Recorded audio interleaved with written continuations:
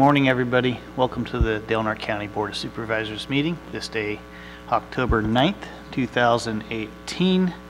We are returning from closed session. Liz, is there anything to report out of closed session today? No reportable action. Very good. At this time, I'd like you to join the board in a moment of reflection.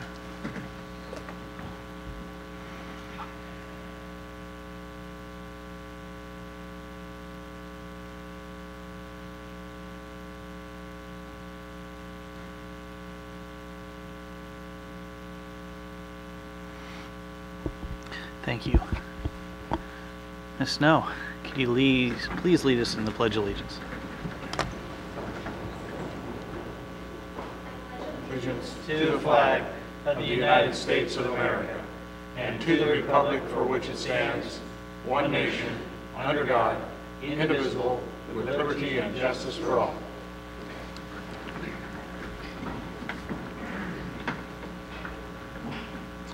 Do we have any new employees to introduce today?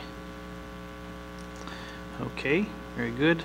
At this point in time, I'd like to request any additions, deletions, corrections from the board members to our agenda.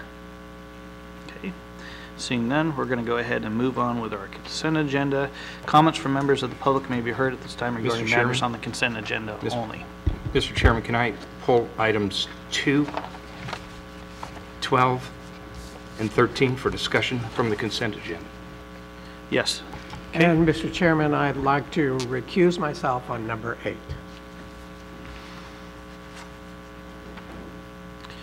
Okay, so at this point in time, we're going to consider consent agenda items 1, 3, 4, 5, 6, 7, 8, 9, 10, 11. For consideration, let's go ahead and open those items only on the consent agenda for public comment.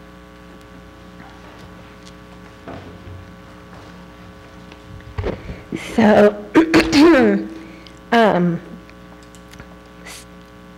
not sure what we're doing here, but I've got 2, 10, 11, 12, and 13 that I'm going to be speaking on.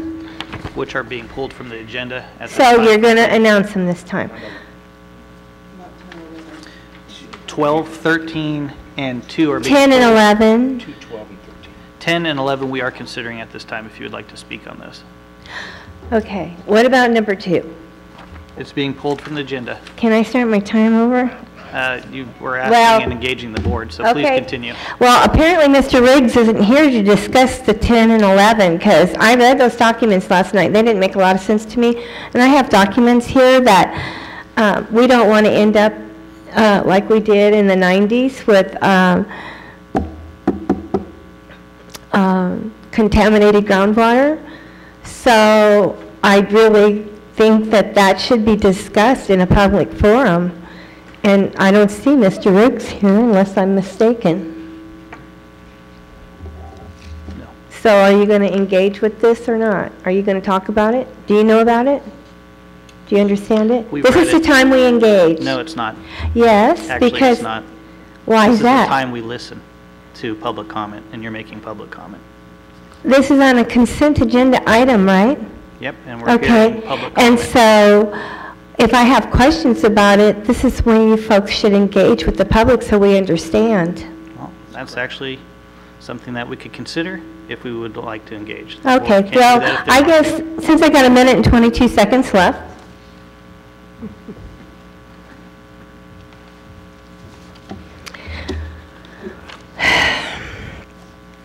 the property over in the 90s, the property over where the dog pound is was highly contaminated, and the groundwater was highly contaminated due to pesticides being dumped in that property.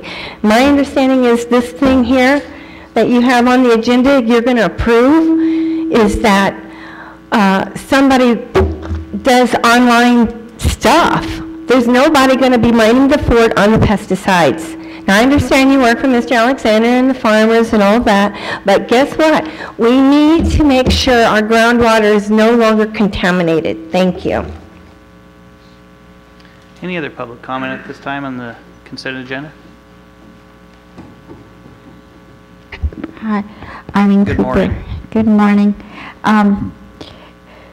I think it's my understanding that this is the way it always has happened in the past, that when you ask if there are any, you ask the public, do you have any issues with any of the consent items? And if people raise their hand, then out of respect for not just the board's concerns, but for the public, then those items are also pulled.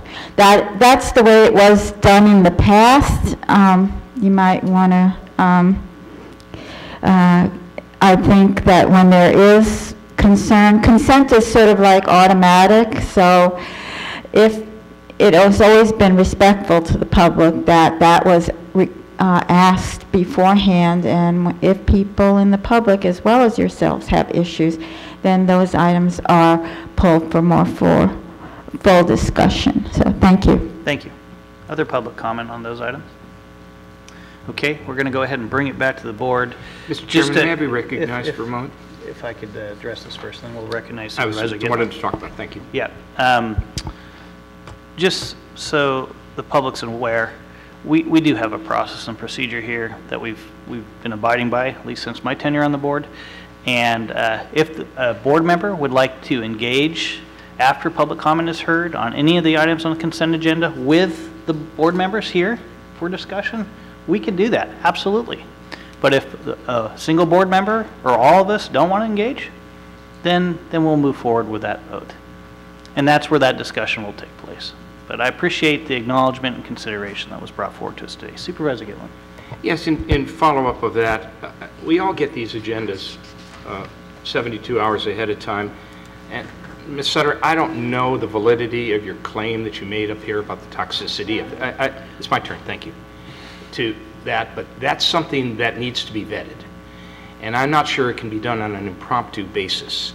So I am going to offer the motion to approve the consent agenda without items 2, 12, and 13, with the understanding that, Ms. Sutter, please come to me after the meeting or at a time, and we can look into the validity of your allegations to see if they're valid, and then we can revisit this. There's my motion. Thank you, Supervisor. So we do have a motion on the table. Second. Okay, we have a motion and a second. Any other considerations at this time from the board? Kylie, please pull the vote. Supervisor Hemmingson? Yes. Supervisor Cowan? Yes. Supervisor Berkowitz? Yes. Supervisor Gitlin? Yes? Chair Howard? Yes. Okay, very good. We're going to go ahead and move on to our timed agenda item, which is our 10:05 public comment period. At this time, members of the public may address the board on matters which are within the jurisdiction of the board. If you are addressing the board regarding a matter listed on the agenda, you may be asked to hold your comments until the board takes up that matter. Please limit your comments to 3 minutes or less. Public comment. Good Lord.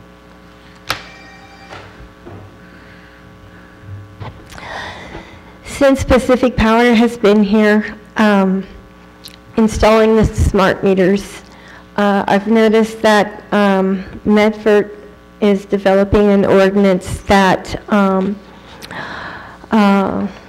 does not allow Pacific Power to charge its residents excessive charges for opting out, not using the smart meter, and I would appreciate if my county supervisors would look into this matter and consider that, because these smart meters are making people sick, especially people who are in apartment buildings, and so there's a several of them together, and you really need to research this. Thank you. Thank you. Public comment.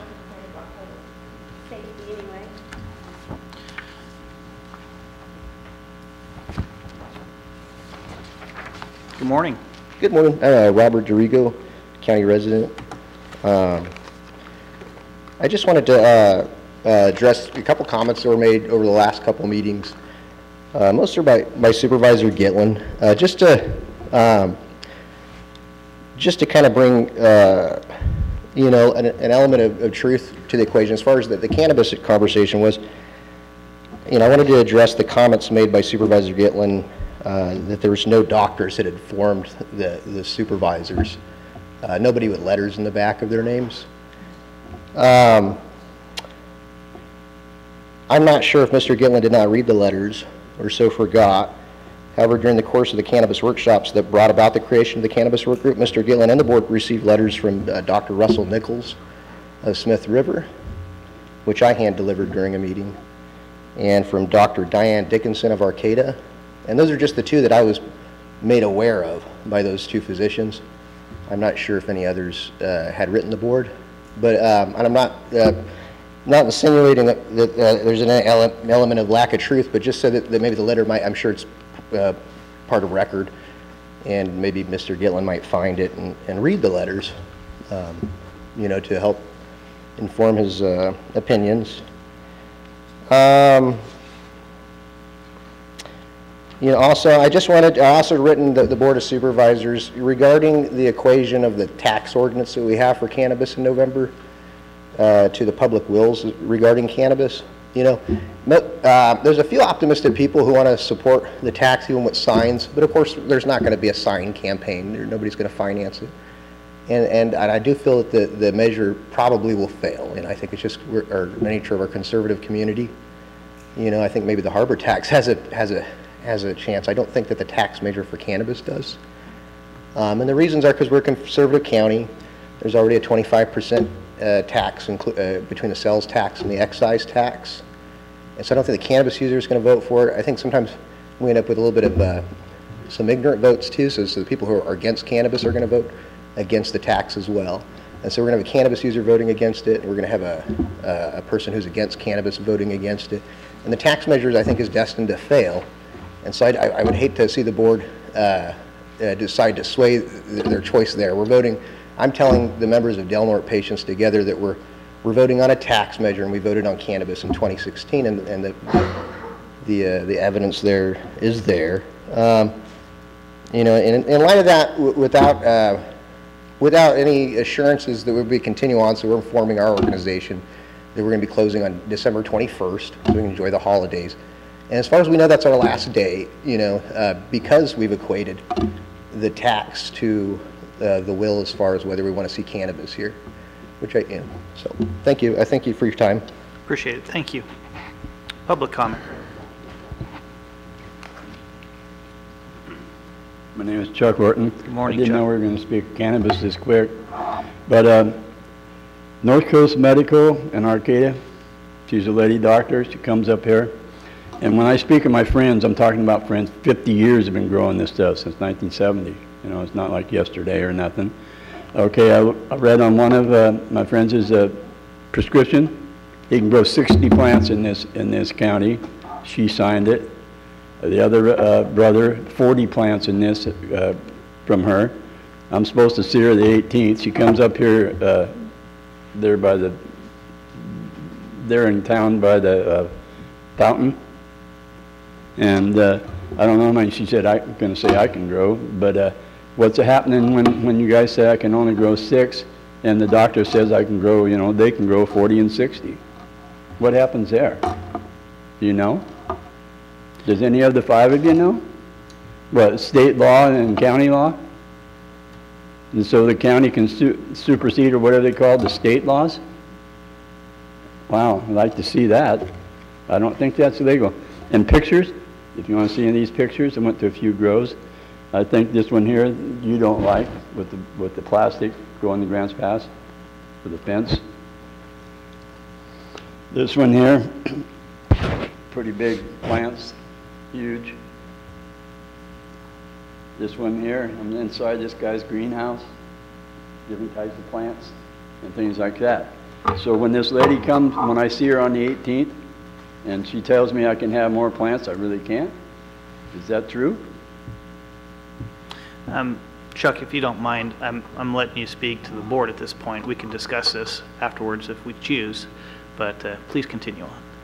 If you have other comments to make to the board. No, thanks for letting me talk. Just so you're aware, we will be addressing some of these issues at our 10:25 timed item on cannabis in particular. We will have Joel Campbell-Blair here. Yes. We could engage Joel at this time for some clarity. Thank you. Well, for he the public. spoke about cannabis, and I just went, wow. Understood. All right, thank you. You get a couple bites at the apple today. Thank you, Chuck.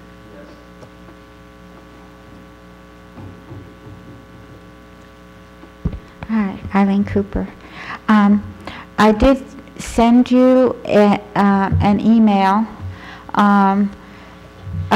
requesting that we get busy to design a trail out of the harbor, a life-saving trail for tsunami evacuation.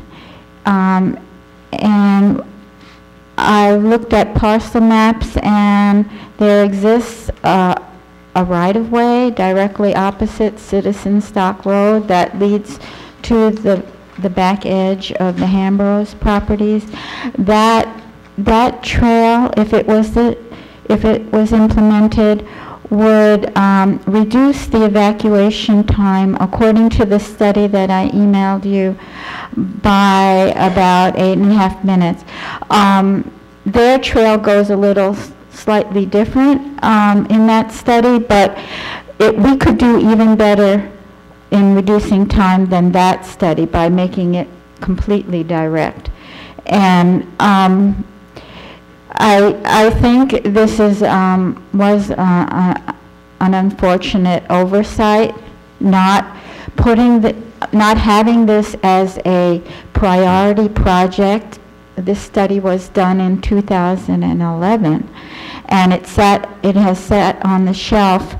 I think because there seems to be some illogical conclusion that this wasn't worthwhile doing in the summary because it didn't serve enough people. It will serve the harbor. That's reason enough to do it.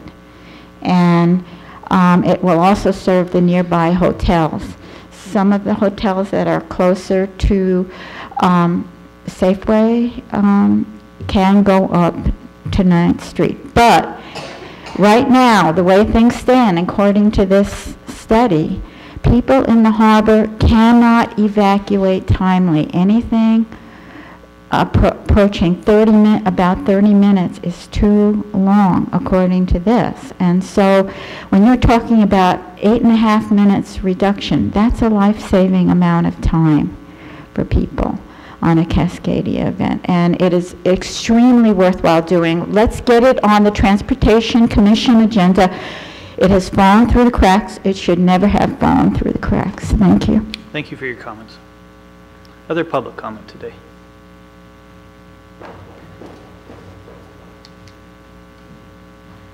Good morning. My name is Randy Zoff. I live in Crescent City. I had a couple things I just wanted to touch on quickly to kind of pick back up where we were at with the status of the portable toilets at South Beach.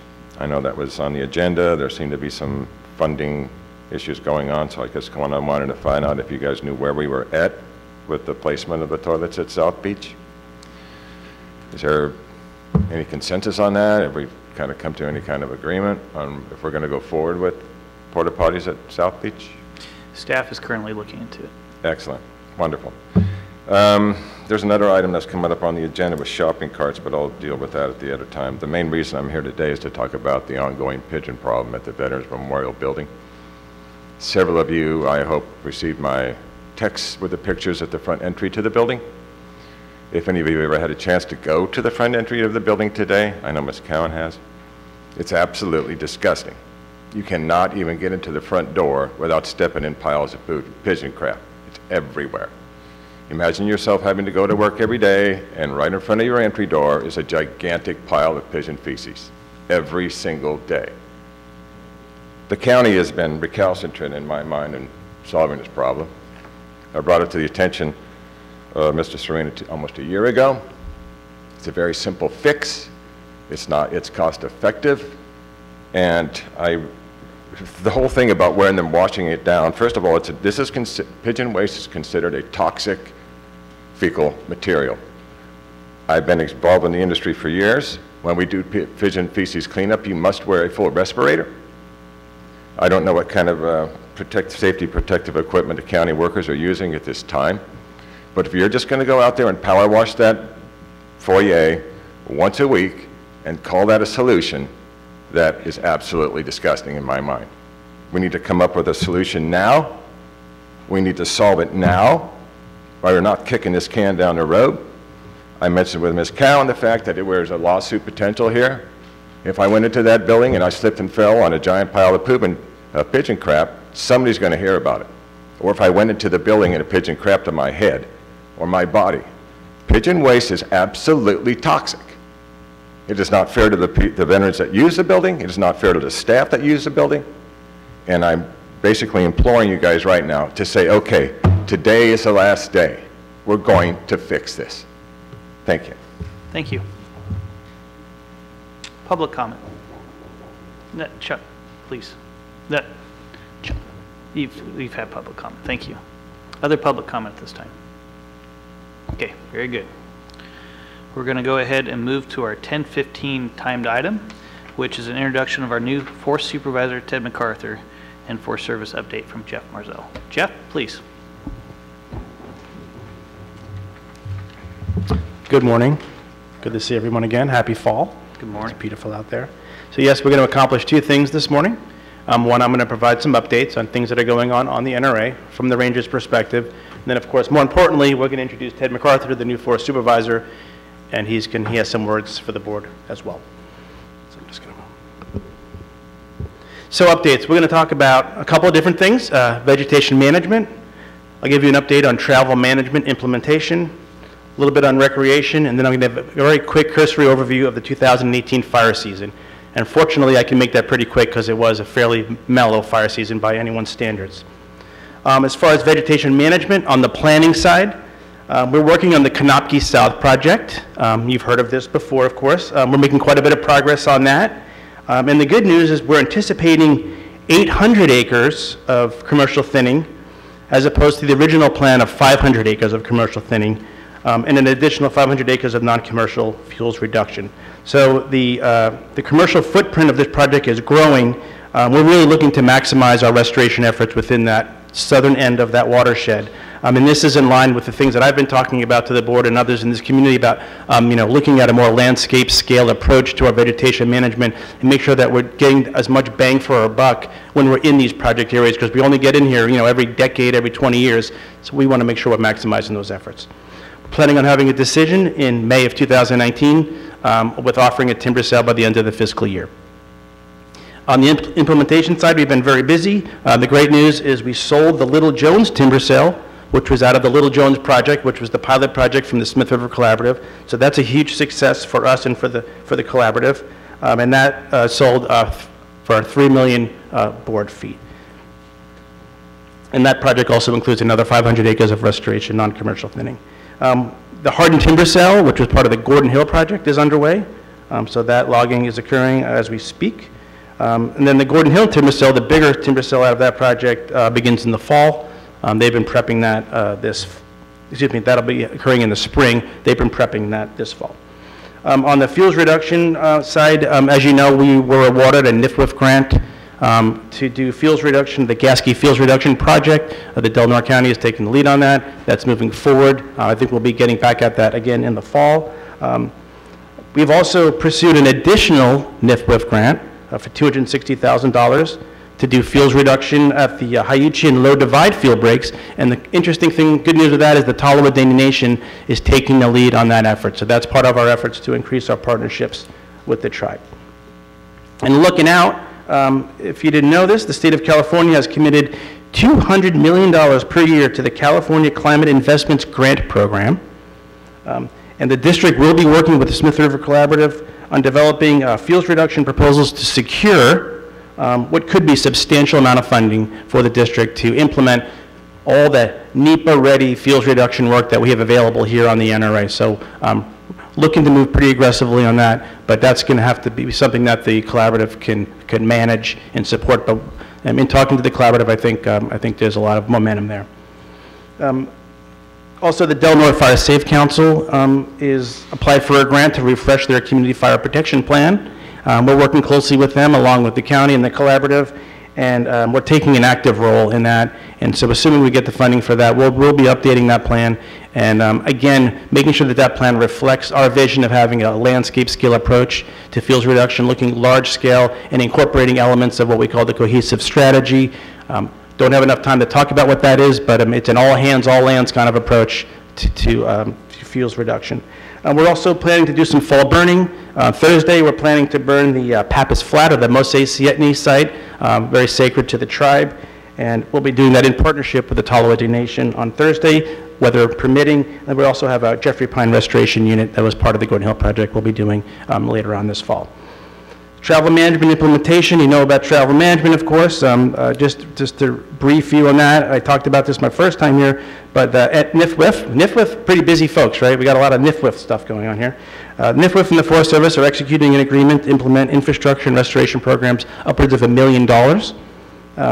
And that will be obligated in fiscal year 19. We are one of 3 national forests who are were asked to submit proposals, and the proposal for the forest is for implementing the NRA travel management plan. And so we're making a lot of progress on that. We have folks working on the draft proposal as we speak, and the focus of this proposal will be on the what we call UARs, unauthorized routes. So those are roads that are out there that people use that we're going to be adding to the system, right? We have other roads we call decommissioned roads that we're taking off the system. The focus of this grant proposal is adding roads to the system, and the focus is on the North Fork Smith River watershed area. We have a meeting on Thursday with the collaborative where we're going to present the draft proposal to them and have a proposal ready towards the end of the year so for consideration for the NIFWIF grant. And lastly, as far as travel management, there's a regional office initiative. We're seeking $300,000. I mentioned decommissioning roads. They asked for money for they asked for proposals for decommissioning roads, and so that's a $300,000 ask, and we're hoping to get that, and the focus of that, again, would be in the North Fork Smith River watershed.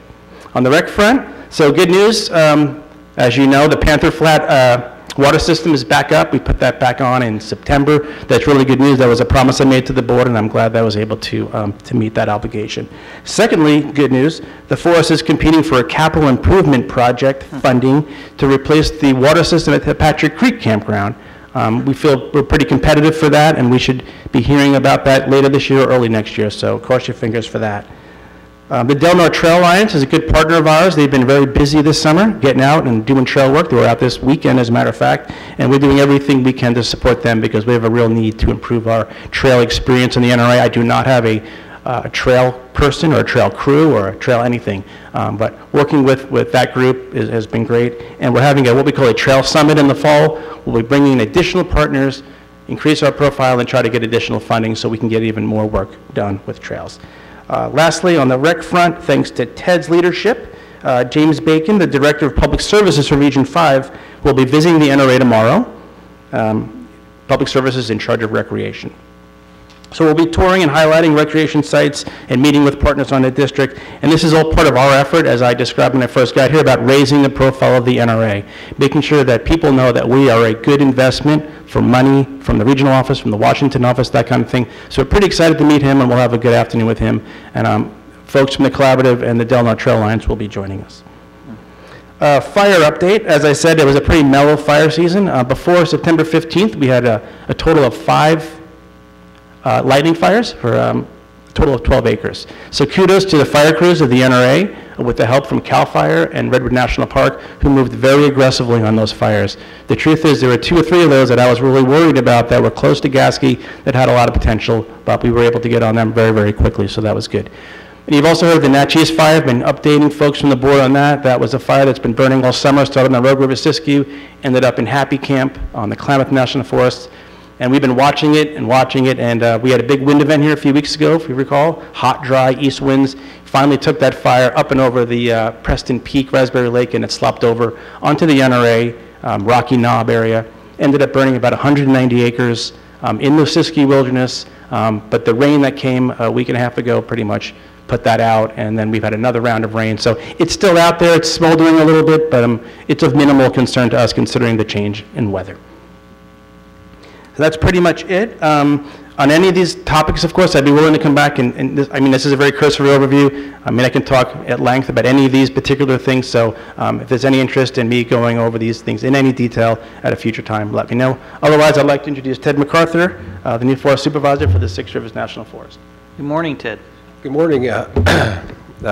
It's nice to meet you all finally in person. I appreciate the opportunity to meet and introduce myself. So again, as Jeff said, my name is Ted MacArthur. I'm the new Forest Supervisor. I moved here from Siskiyou County, so just across the hill. I'm really looking forward to building a strong relationship here with Del Norte County and the honorable board members. Just a few things that I wanted to highlight that Jeff mentioned. My predecessor, Merv George, had a singular focus on veg management, and that was really important to us. And we're going to continue that effort. And in addition to that, it's really important to me that we diversify our portfolio of the services we provide and the work that we do. And I think of interest here, in particular to you, is the recreation portfolio that we have on the NRA. I think we have an excellent district ranger here at this time that's going to really lead this effort, and we're going to look at how we can put more energy into that and bring more funds and demonstrate that it's a worthwhile investment to live up to the national designation as a recreation area. So that is one of the things that I really want to focus on while I'm here, and as well as across the forest. As well as looking at how we do business a little bit differently. We tend to be a little bit inefficient in how we conduct our business, and I'm looking at opportunities, working with both partnerships and especially with counties on how we might be able to work in a different way than we have in the past to both meet both of our objectives and maybe be a little bit more effective and efficient in what we're able to deliver. And in general, that's really what I wanted to bring, is that I'm open. I'm really looking to how we can conduct business together and be good partners, serving the people here in the county and meeting the needs of the National Forest. I don't know if you had any questions for me while I'm here. Excellent. Supervisor Berkowitz. I'm just wondering whether either one of you can answer the questions. Have the racks been reinstituted yet? This has been quite a while since. Right. So the racks, we don't have any money. So they haven't been reauthorized, to my understanding, with any funds yet. So we are not really moving aggressively on that yet. We are accepting applications if they come in. We're not soliciting them at this point because we don't have the authorization to move forward yet. Now, didn't we have the authorization under Title III of the Secure Rural Schools and Communities Act that was reinstituted along with, I think, 5% funding? So I'd have to get, I can look that up and see where we're at. I haven't received any authorization to spend any money, so that's really where I'm operating, but I can find that out for you. Great, appreciate it. You bet. Thank you, Supervisor. Supervisor Gitlin. Yes, thank you, Ted. Jeff, are you hiding back there? Can I see you? Come on up. I want to ask both of you a couple of questions. Jeff, you mentioned about upcoming timber sales. Now, are you including the biofuels addendum to these sales under the subject of let no chip go unfunded? There's money in those. Maybe the timber companies aren't interested, but have you contacted our partners down in Eureka to gather up and sell these fuels? Again, another income stream. That would be one question. On these timber sales, have you made that outreach? These timber sales, there is no biofuel component to these timber sales, though I am open to the idea. It's not something that I've actively pursued personally. Perhaps Ted could shine light on what's going on more from a regional perspective with some of this stuff. Yes. So in essence, yes, we're going to be looking at whatever opportunity we have of getting these materials off the forest. Currently the projects, I'm getting more familiar with the current projects that we have. As Jeff mentioned, down the road, we're going to be looking at a variety of ways of treating the hazardous fuels out there, and any commercial way of getting, paying for this material off the forest will help us treat more of the landscape. So we will definitely be looking into how we might be able to partner with that, and I know the state is looking at changing some of the rules so that it makes it easier for us to do that. Thank you. And my second question, Ted, and if you can address this, I had an opportunity to talk to some folks we know in Redding and Shasta County, and we all think these fires are over, but they're actually not, because the devastation that they have brought lives on. Land there is virtually unsellable because of these devastating fires. And a couple of property owners have told me what makes sales and land sales and ultimate development is trees, and there are none. So I can't stress more, underscore the importance of preventing the next inevitable fire in Delaware County, and to devote as much resources as you can in making sure we don't have the devastation that's been brought and wrought in Shasta and Siskiyou counties, which have left these areas for perhaps generations, we don't know, until they become viable again. So I know that is your mission. I know that I'm preaching to the choir when I say this to you, but I would hope that you would continue to lobby your administrators above you to devote as much and all resources into the fire prevention component as possible. I know you're decommissioning some roads soon. I have some concerns about the fire safety issue when roads are not accessible anymore. I know it's a limited amount, but I hope that you guys are thinking out of the box in how you can prevent that next almost fire that comes into our county. Thank you. Supervisor Hemmingson. Yes. Hello again, Ted. Nice to see you again. Had a chance to meet with him up at the Gasky Ranger office a week or so ago. Yeah, I appreciate your coming and giving us kind of your vision of the future of the NRA. You know, we've had this designation for some time, and we've supported that designation even though it hasn't done much for us. So we'd like to see that designation do something for us. So I appreciate your looking at the big picture, at the larger landscape view. You know, as Jeff has mentioned before, his view I think was much better than what we've had in the past, is looking at a larger scale rather than these small little insignificant, what I would call insignificant components of the you know, of the overall landscape. So I do appreciate your vision, and I do appreciate and hope to work closely with you over the next many years. So keep up the good work. Appreciate it. Thanks. Thank you.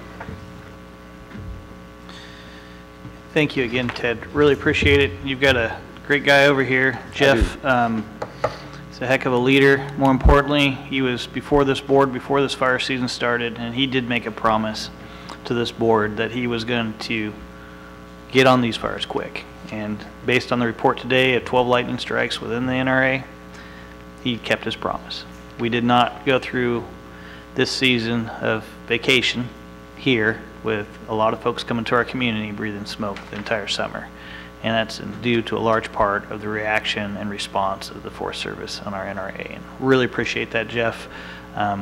Keep up the good work there. I'll echo Supervisor Hemmingson's sentiments. The direction that I've heard that you want to bring the force, and more particularly the NRA, in trying to find those resources that we're all very concerned with, and that designation, excellent. We need to make use of that landscape. It's been here a long time, but boy, if we could get more folks up there, that'd be excellent. So appreciate all the efforts, guys, and more importantly, appreciate you coming out and reporting to us today. Look forward to seeing you again in the future. Thank you. Take care. All right, we're going to go ahead with our 10:25 timed item, which is our cannabis update. We have reports today from both Jesse Davis and I believe Joel Campbell Blair. Joel, good morning, Joel. Morning. I guess I'll start, and if I miss something that Jesse thinks is really vital, okay, very good. We'll jump in.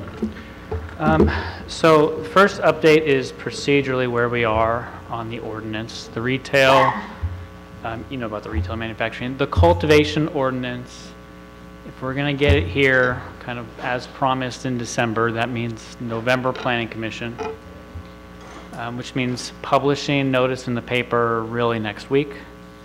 It means get into the Environmental Review Committee on Thursday. The working group hasn't seen it. They'll see it tomorrow. I guess they'll talk about it tomorrow. I'm hoping to get it out today. So we are right at the end. We're trying to get all the various pieces together. We are working on drafts and proofreading things, this morning. There are some issues that I want the board to have the opportunity to weigh in on before we full-scale move this thing forward. So one of those is the last time we did this, the board expressed a desire to have some caps on the number of permits. Now, as you know, we've been reluctant to do caps because it puts us in a position of kind of choosing winners. The same thing is kind of true with the RFPs. It makes staff choose who gets permits and who doesn't. But the board is, pretty clear they wanted some, unlike the retail and manufacturing ordinance, there was kind of no natural limiting factor like geography or setbacks that we could use.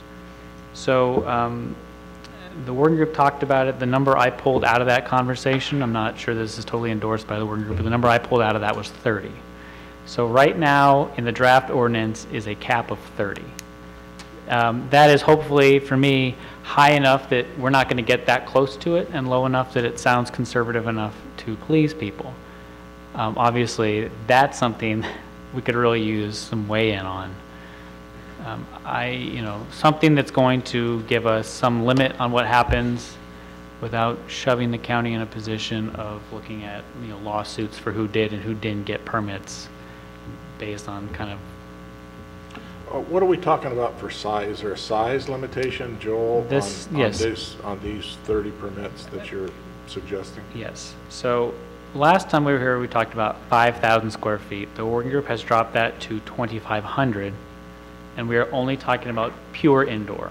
We're not talking about kind of greenhouses or quasi-indoor. We're talking about all the way indoor with artificial lighting. So as many as 30, 2,500 square foot grows indoors on ag land and manufacturing. And that's ag land, not AE, not our prime ag land, kind of the tier down. We looked at the general plan a lot and decided that to be consistent, we needed to limit what is going to be a non-soil dependent activity off of the prime ag land. So this will be on in the coastal zone, AI, ag industrial, and then in M zones. So it was my understanding that, well, I guess there'd be a difference between the coastal and the coastal commission as far as buildings go. They're allowing, you want to elaborate on that, if there's existing buildings? So the coastal ordinance, the draft as it stands, is only buildings that existed, actually will exist, on January 1st of 2018.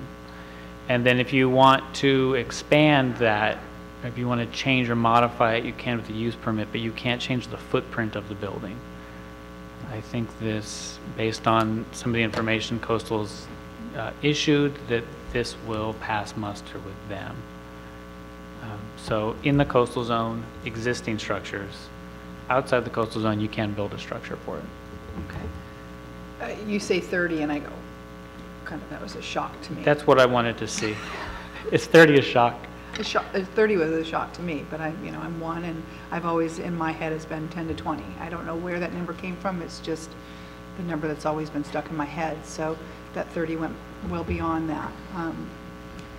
And I guess I'm also thinking, when we talked about coastal areas, that we had to stick within existing buildings, so that would kind of bring it down to what was available. Yeah, I think that the way the ordinance is, there's a lot of protections, there's a lot of findings, there's a lot of requirements. I don't know how, we'll see how it goes. How hard is it to get a permit? How many people really have existing structures that comply? I don't know. And so we don't know if that's going to serve as a natural cap. It might, but yes, sir. Joel, I kind of agree with Supervisor Cowan that I was looking just top of my head about 10 to 20 permits. 30 seems a little high to me. The other thing here is that you're looking at 2,500 square feet. How did you come up with that figure? Well, the smallest outdoor permit is 2,500. And when the working group kind of reconsidered after the board's last comments to only do indoor, when that 5,000 number kind of had been agreed upon, it was during a period when Blake Alexander had been gone for several weeks. I think when he came back, things got a little more conservative. I'll let Jesse speak to that if that's off base. I missed the last half of the last two working groups, but that's my view of it. Because the indoor state licenses is 500 and then 5,000. You'll actually have to get 500 square foot permits to get to 2,500. Kind of force them to stack them, which is fine. You can do that, but you know it's that you'll have 5 of the smallest possible state licenses to get up to that 5,000. Another change is what we had talked about was 500 square feet on 5 acres or more, and 5,000 on 20 acres or more. It has been consolidated to 2,500 on 5 acres or more, not the 20 acres. That I'm less clear about why. Maybe Jesse can address that. But that would give maybe a 5-acre or something in between, like a 10-acre or 15-acre parcel, more flexibility to have some economic productivity, a higher productivity. So that is, I guess, where we stand there. Before you move on, Joel, so I'm clear, the indoor piece of this equation is specifically for the AG zoning. And the M. And the M. So we are not talking about any timberland right now. Correct. And we're not talking about any outdoor. We're talking about A zones, AI zones, and M zones. Okay, very good. Thank you. So I guess before we move on, the difference between 10 and 20 is, you know, large. Is 15 have any consensus? Let me comment on that. Sure. Because I'm going to take a little different look at this. Private industry standpoint, let the chips fall where they may. You're either going to make it or you're not. Specifically, if we've got an ordinance in place that essentially allows for the planning commissions and the board, if something is appealed, to consider, once the ordinance is passed, folks to go out there, see how they do. You know, after listening to plenty of comment on this, whether it's YouTube, whether it's 60 Minutes, whether it's another program, you're either a farmer or you're not. And some of these folks are going to fail pretty quick, based on what I'm hearing. So my thought on this is, for me personally, don't put a cap on it. Don't put the county in a position of liability. We're at a point where we can consider through the planning commission process, if there's concerns, they be addressed there. If it's appealed, they come to the board, we address it here. But at this point, why limit it if there's a potential risk of liability? Okay. That's, sorry, That's Supervisor, but valuable comment. Thank you. No, sir. and I hear what you're saying, and I think naturally you're probably correct. I don't think there is going to be 30 farmers out there. That's just my thought, but I don't know. I don't know. So what would be the liability if we were to put a cap on it, would be my question. You know, it's probably less that we're really going to get penalized by a court and more that we're going to get stuck fighting these things. It's a lot of complaints. It's just a drag on CDD. A lot of people feeling like they've been treated unfairly. And then if they sued, you know, it'd be like a writ of mandate. And I don't want to kind of advise the whole world how to sue us, but, you know, it is just something that if we can avoid it, we'd love to. It's kind of a cost of doing business. Getting sued is a high one. I think that if you're the 29th or the 30th, you know, applicant, you know, it's kind of a narrow situation, and we do have, I believe, a lot of mechanisms in the ordinance to give discretion at the planning commission. It'd be appealed here. There's a lot of findings. There's a lot of opportunities for staff to offer conditions and restrictions. And, you know, if it gets down there and we've got 30 viable farms and the community consensus is that that's too many, that's a valid reason for the planning commission to say no, or for the board to say no if it gets appealed.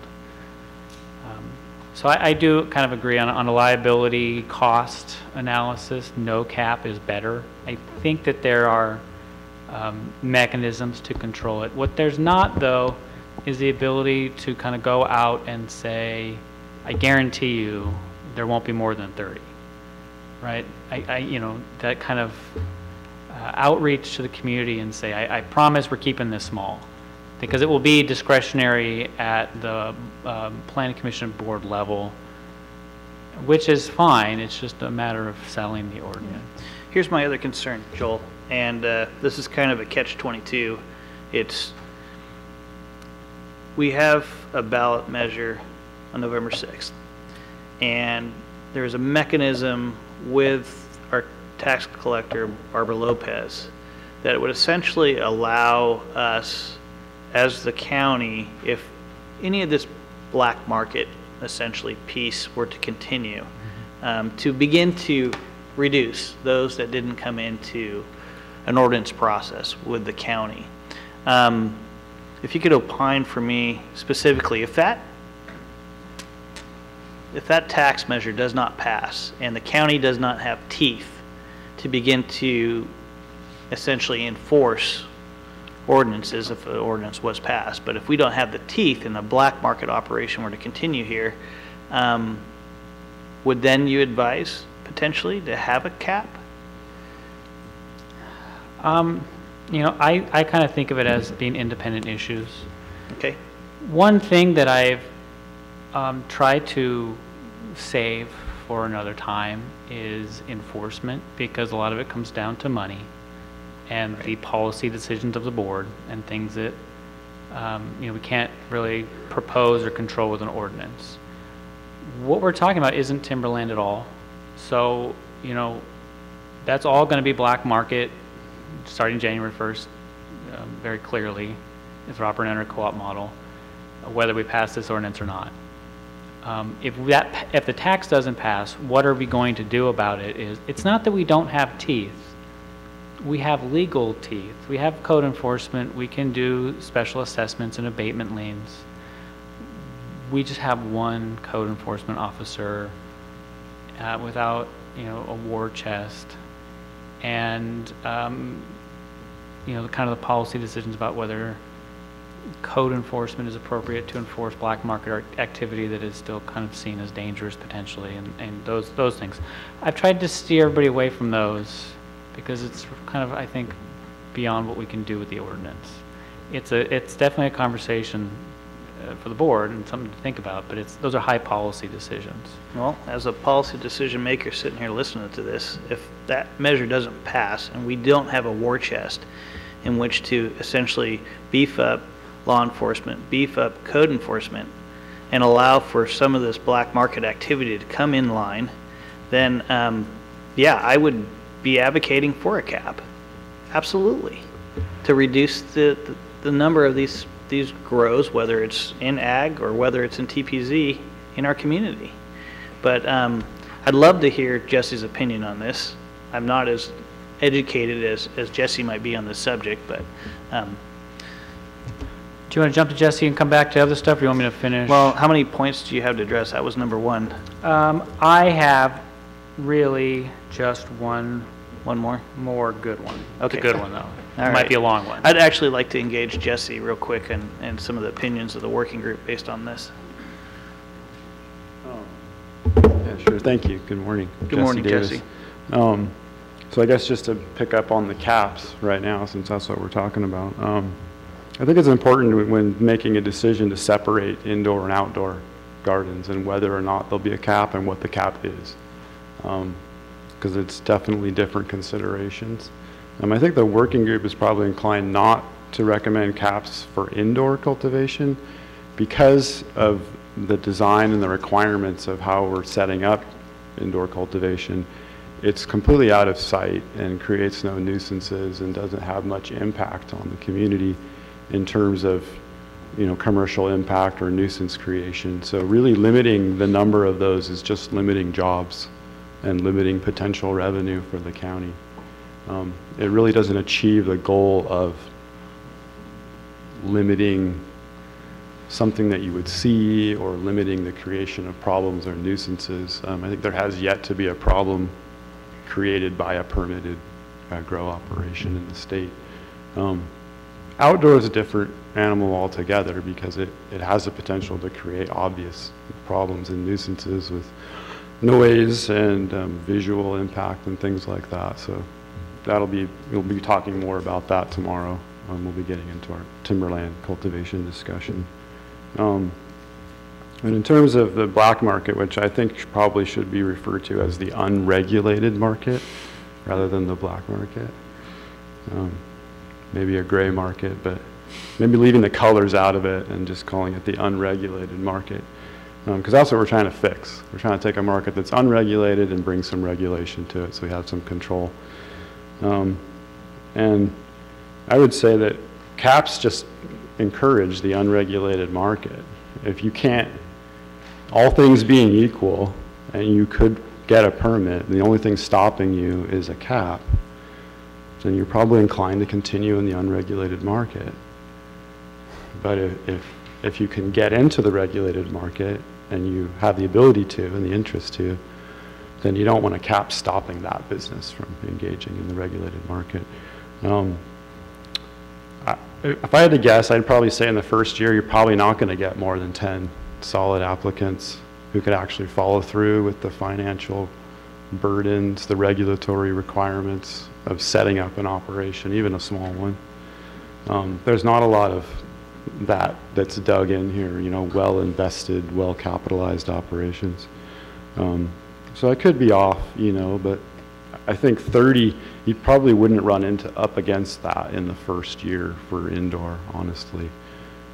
It takes some planning and some capital investment to build a commercially viable indoor operation. People may need to build buildings or retrofit existing buildings extensively. That requires building permits and all kinds of things long before you get to the cannabis part of it. So I think it would take some time to set up, so realistically. But again, maybe not necessary entirely. But I think in terms of, if it makes everybody feel better about it, I think a cap of 15 or 30 probably would satisfy all of the applicants, at least in the first year. And it's something, a cap is something that could be easily revisited by the board if it wasn't working, I think.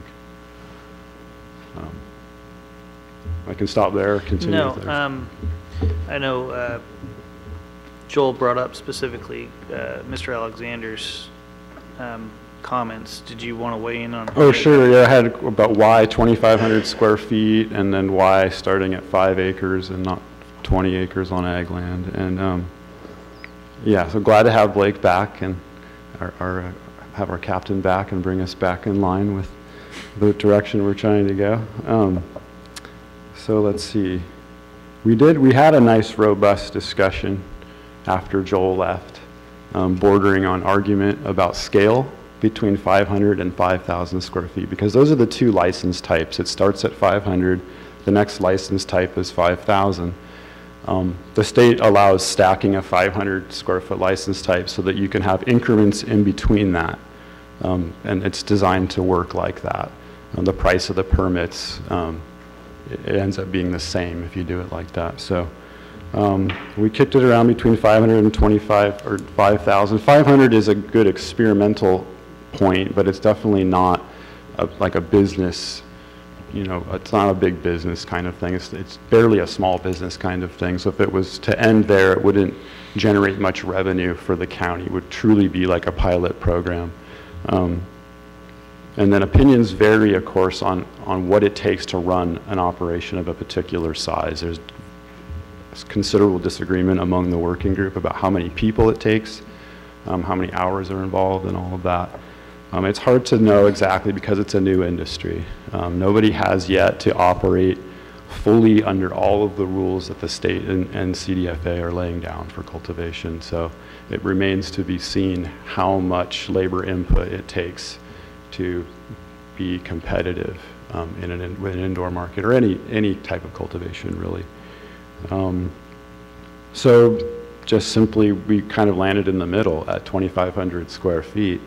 And the reason why, originally we talked about maybe 500 square feet on 5 acres and then not allowing larger until you get to larger parcels, but then we were afraid of just driving any of the potential investment to the larger parcels only.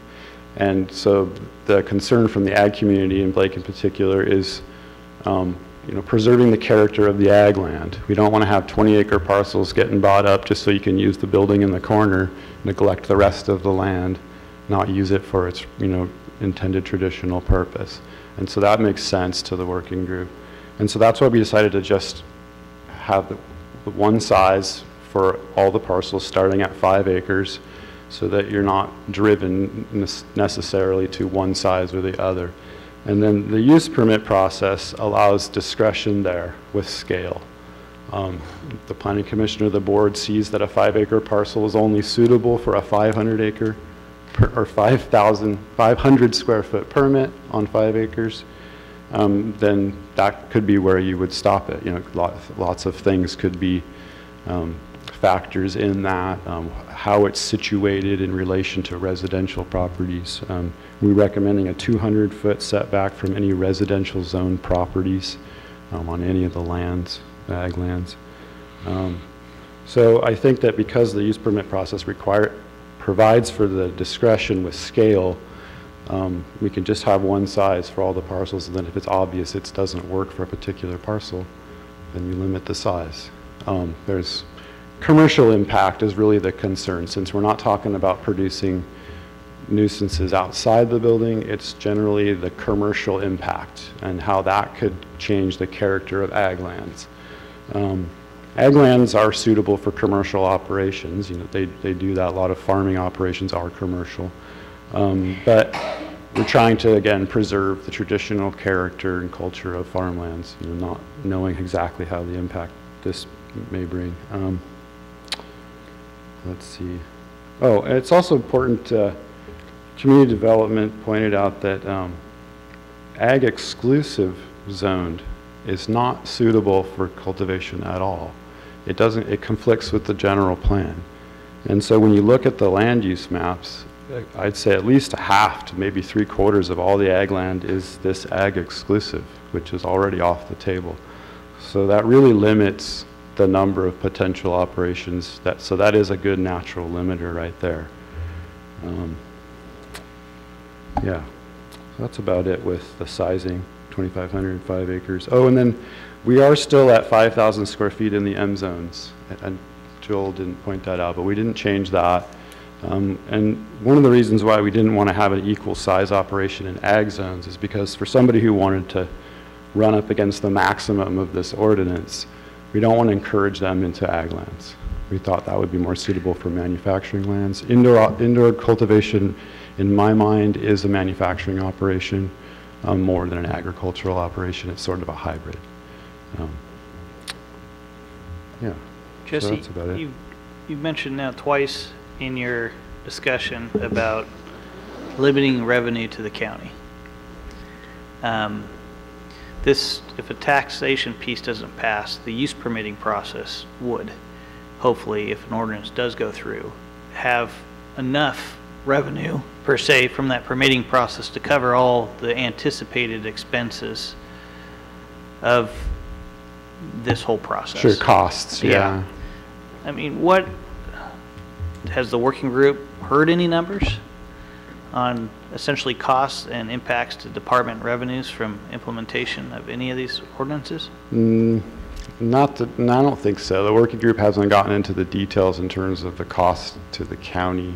I don't know. As far as the public members, we don't really have much that we could add to that conversation other than just answering questions that staff might have specific to the operation of the industry and how that might impact, how the permit goes through the departments. Yeah, well, but I'm not sure about that. It's hard. I guess it's hard to assess. Okay, but it wouldn't be revenue. It would just be cost covering, and so revenue would either come from the tax, but it's also revenue in my mind is economic activity in the community.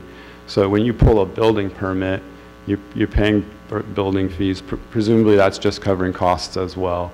But you're creating a lot of jobs, and you're creating tax base.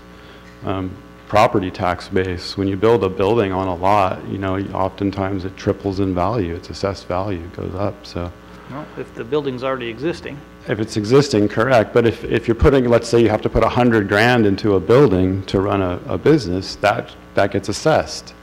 at the taxes, I believe. Yeah, so. we hope, yeah. We hope so, right. So there's a lot of money that goes into it. If they come into the fold. Sure, and there's unsecured business property taxes, I believe. I don't know if Okay. the county doesn't have that. But, yeah. Thank you.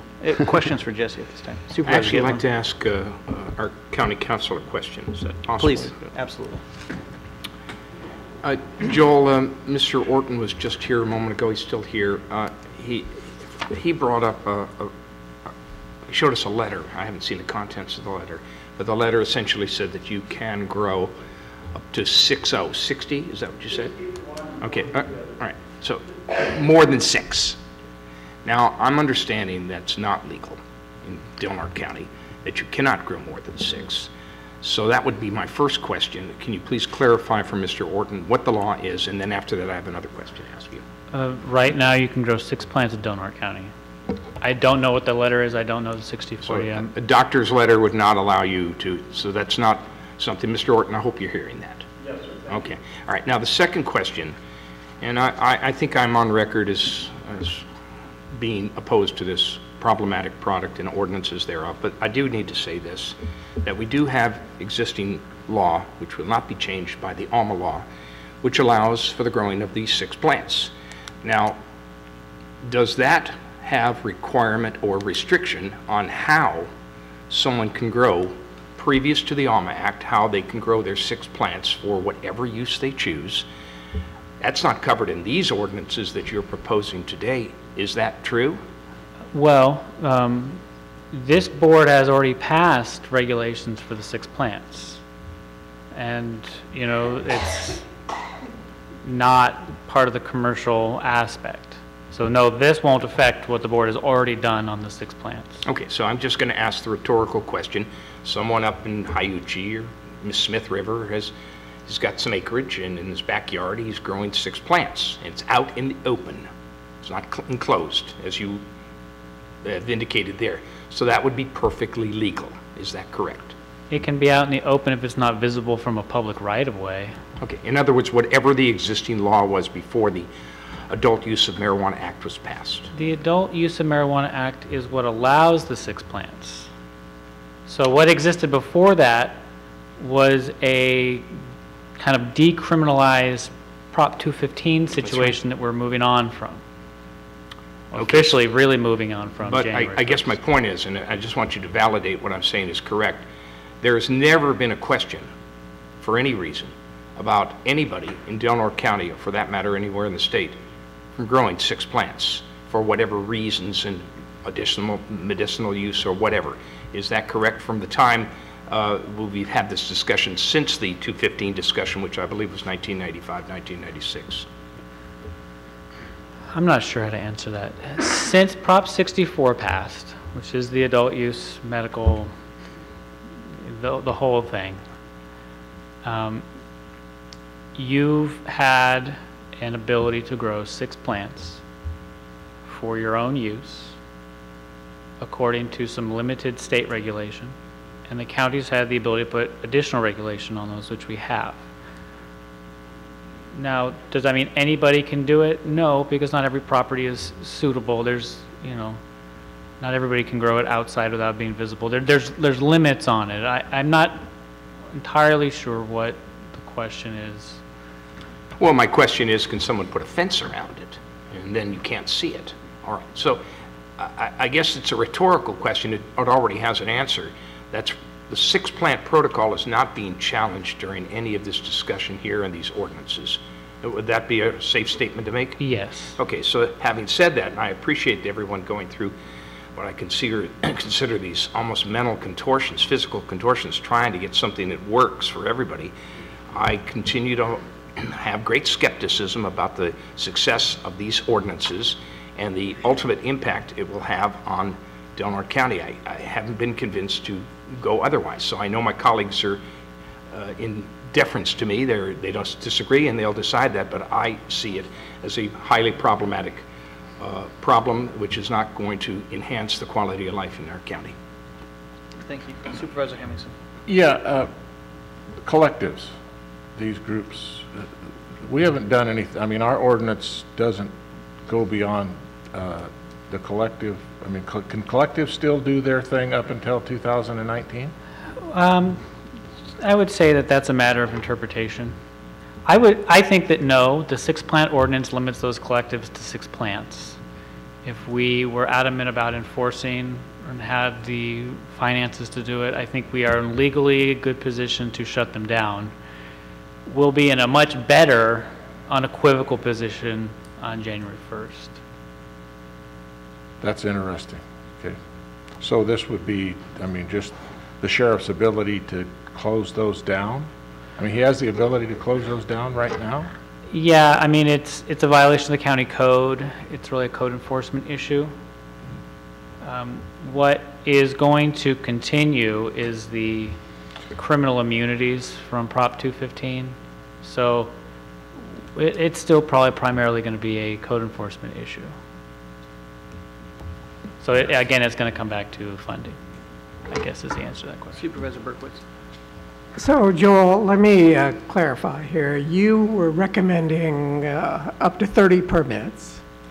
Then you heard some board members talk about 10 to 20 permits. Then you heard a board member wanting no cap at all. What are you taking away from the board as far as your recommendation is concerned? Well, I don't know. As council, I think we're in favor of no caps. I was just going to check in with Heidi later today and see if we could come up with something that worked and send it to the work group tomorrow. But I'm not hearing a clear idea. Maybe it should stay at 30. I don't know. I don't know. Supervisor. Yeah, and I didn't get a chance to weigh in on that yet. And I have been a fan of caps all along.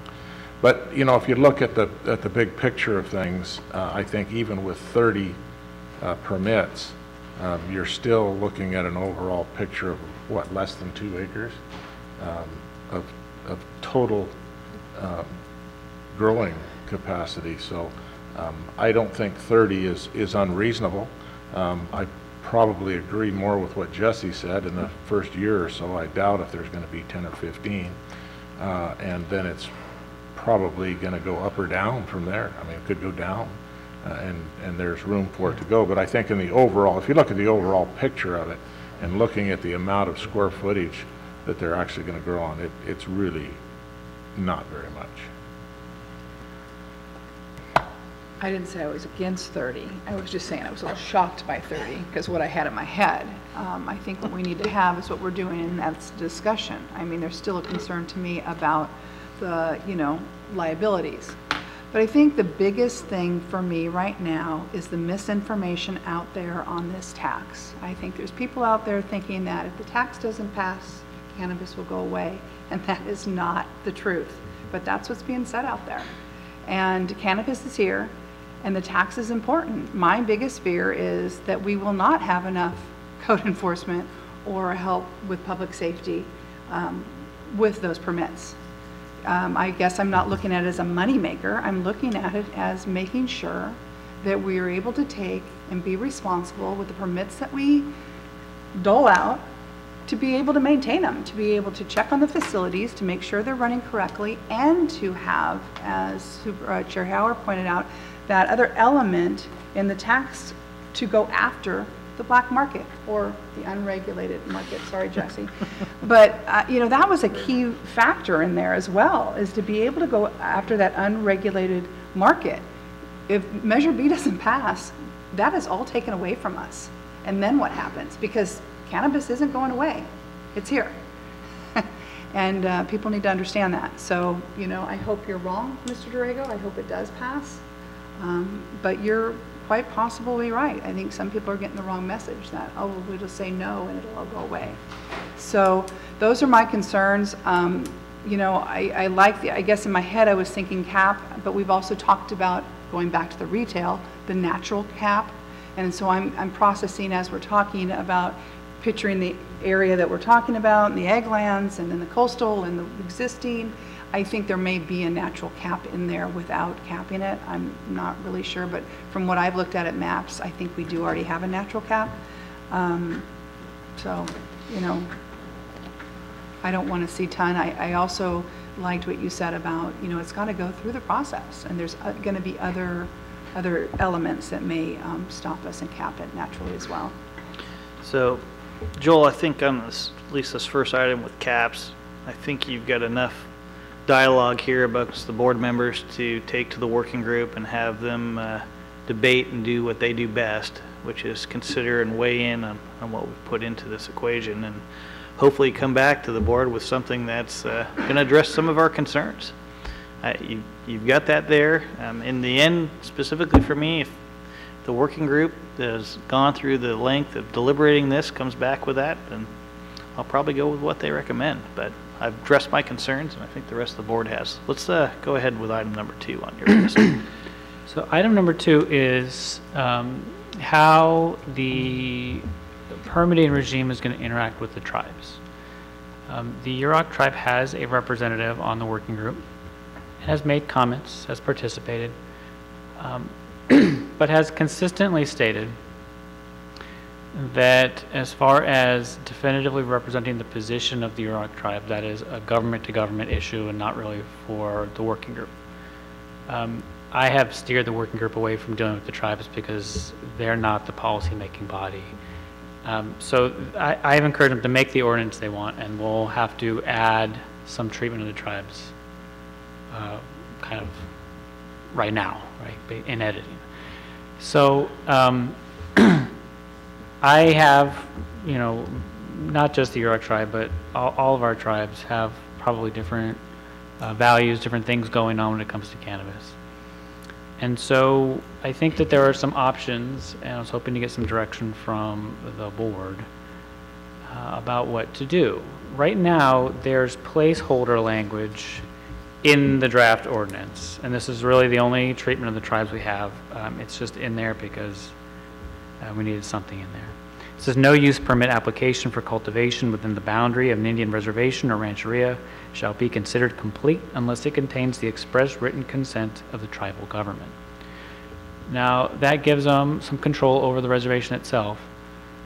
The Humboldt system provides a lot more than that. It provides a lot of ability to kind of control within the traditional cultural areas, setbacks from ceremonial sites and tribal resources, and the normal consultation process with CEQA, doing that whether it's found to be exempt from CEQA or not. Those are things that we could do, but those are, again, kind of high policy considerations that I don't think are appropriate for the working group. I don't think it's appropriate for staff. So Ellie Hoops is here. Hopefully she can comment a little bit, but if we start a formal government-to-government 2x2 process, we're not going to get this done by December.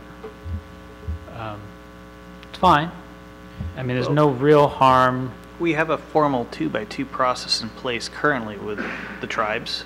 I'm not sure how often, at least in the case of the Yurok tribe and Ellie being present, if the 2x2 has met with the Yurok tribe and this issue has come up, I'd love to hear a report on that. Yeah, I met with the tribe, I'm sorry, I met with the tribe last week, and I do have a report on that on my report at the end of the meeting. If some of this was any of this subject addressed during that conversation?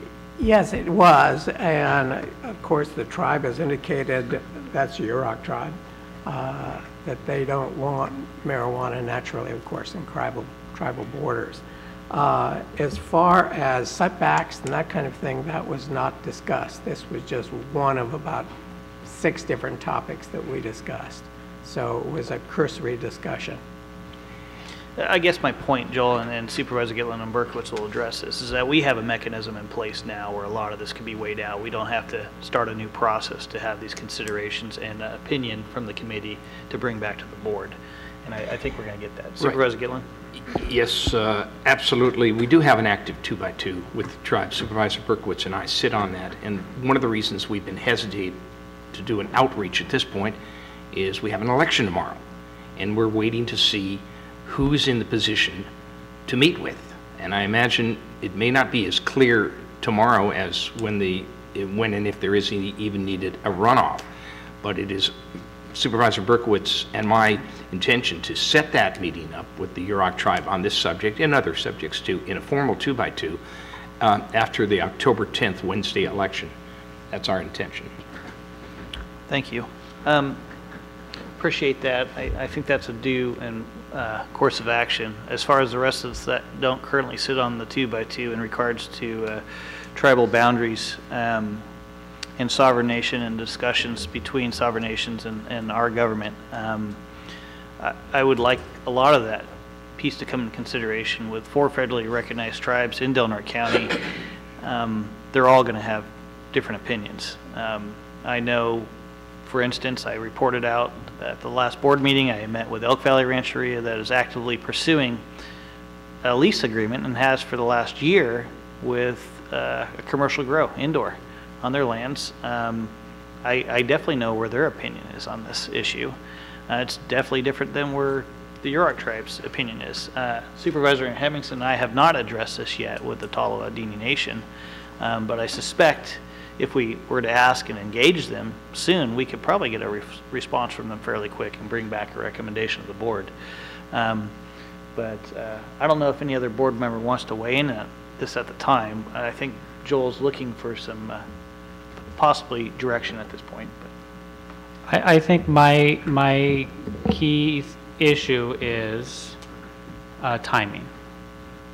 I've reached out to various people within the Taloa tribe and not been able to move that ball forward. I think it needs to come from the Board of Supervisors, which is why I'm bringing it up. I think the same with the Yurok 2x2, and that's fine. We're just kind of late in the process, and I kind of wanted to, there's 2 paths. We put in placeholder language, or we adopt a Humboldt-style system, with this ordinance right now, or we try to do these government-to-government meetings very quickly and see if we can get them done in the next week or 2.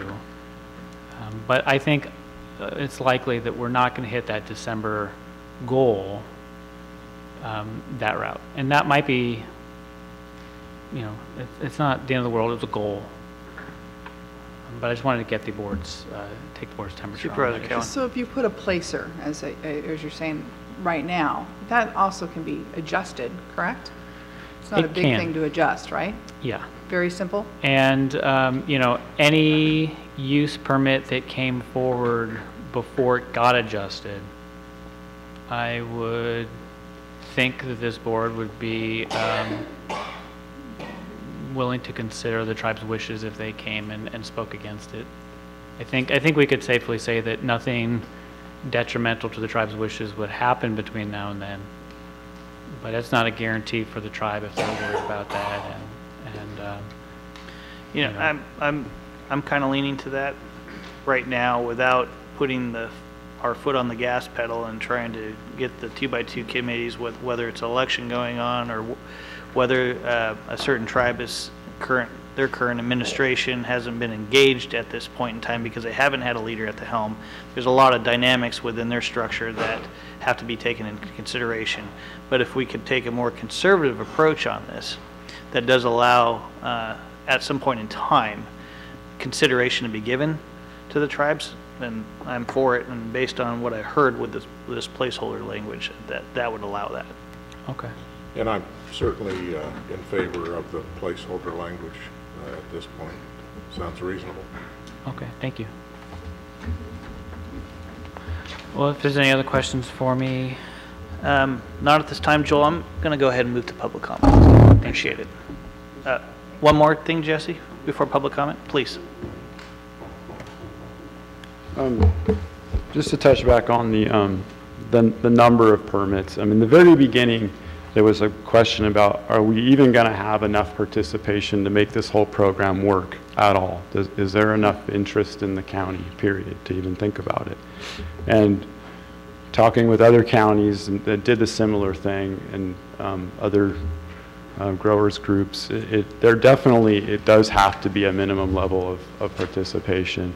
If we only ended up with 15 permits, it's not worth all of the cost of setting up all the policy and the government and, you know, and all this effort that we put into it. Is like, it's not gonna be worth it to really even mess with it. You know, if that's where it was for the first couple of years, that would be fine. But if it turned out that that's all the interest there ever was, then we should stop right now and not do cultivation at all. So just food for thought. And then revenue and application fees. Right now we're trying to roll with the major use permit fee as the fee schedule is now.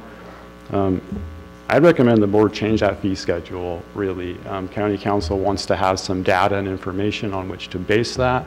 But I think you can just look at some other counties. Humboldt County has a $6,500 app fee for cannabis permits. So I think you could land somewhere in the middle.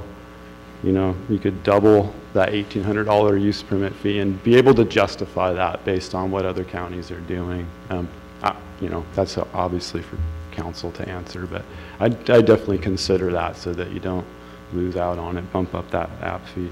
And then just to kind of wrap up the report, tomorrow we're going to be talking about timberland discussion. And so at the last meeting we had really good, solid, clear input, and we were able to make adjustments on the, you know, getting rid of the outdoor and ag land. And so I appreciate that. And so tomorrow we're going to pick up timberland again. We talked a little bit about it.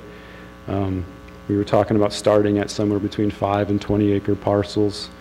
We're talking about 1,000-foot setback from residential zone properties. Talking about 2,500 square foot gardens to start with. That's the smallest outdoor tier. Potentially 5,000 square foot gardens on parcels that are accessed by paved roads. And then parcels that are accessed by Federal Forest Service roads are just not going to be suitable. They're off the table because of the easement issues with the federal government. So that takes out a lot of suitable parcels, unfortunately. And that's it. Okay. Thanks. Thank you, Jesse. Let's go ahead and open it up for public comment this time. Well, you know, I've been here over 70 years, so just about anything they mention here I can comment on. Thank you for mentioning my name. Don't you think then this doctor that comes in here and practices should not be saying we can grow 40 or 60 plants and things like that? I don't know who should write her a letter or how you folks take care of that, but you know, I just live around the corner here, my mom's house. I don't need anybody else to get me in trouble. You know, that's when I was younger. I'm more older now. Try to stay away from that. But you know, like you said, if we could speak some other time, or maybe have coffee with you where we can do this. Okay, thank you. Thank you.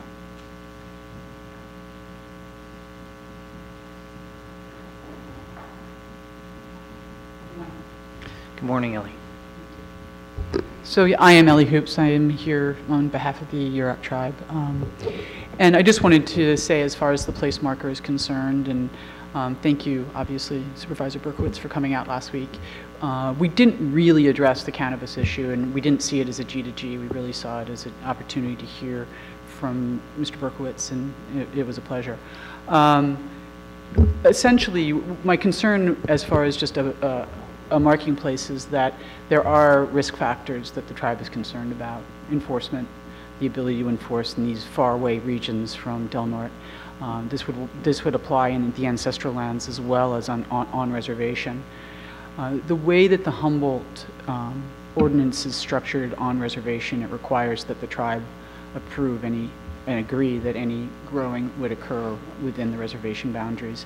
And this is in part a health and safety issue. We've worked very hard to keep unregulated marijuana off of the reservation, and we've been successful. And one of the ways we have has been through zero tolerance. So we wouldn't want that to change. As far as the ancestral lands, there are areas there that are somewhat rogue, are difficult for anyone to go into and enforce. And we feel as though we would have to be somewhat of a partner with Del Norte to do it efficiently. So I think it's one of the considerations there. The other is that there are some very sensitive areas that are in the ancestral lands that are watershed regions and other things like that I do somewhat fall into the category where there may be some permitting allowed. And yet I think it's in part because those sensitivities are not really known. And so the tribe finds those as things that would also be important. So I just, would caution having any real active permits put out in those areas when we really don't know what the enforcement would be.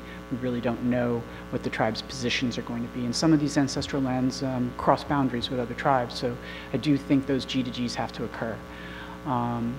Supervisor Gitlin is correct. Our elections are going to be on Wednesday, and essentially there very likely will be a runoff. We have, one seat that has 7 different people that are running for that position. I do think that the tribe has sort of a general sort of framework that could be discussed, whether, no matter who came into place, because our position is not definitively no to the county. It's really for protection and safety and of the environment as well as the community. So that's what I have to say, just as you're thinking about these things. And I do think a G2G could happen somewhat quickly if it could work with the supervisor's schedules. Thank you. I appreciate your comments, Ellie. Public comment. Okay.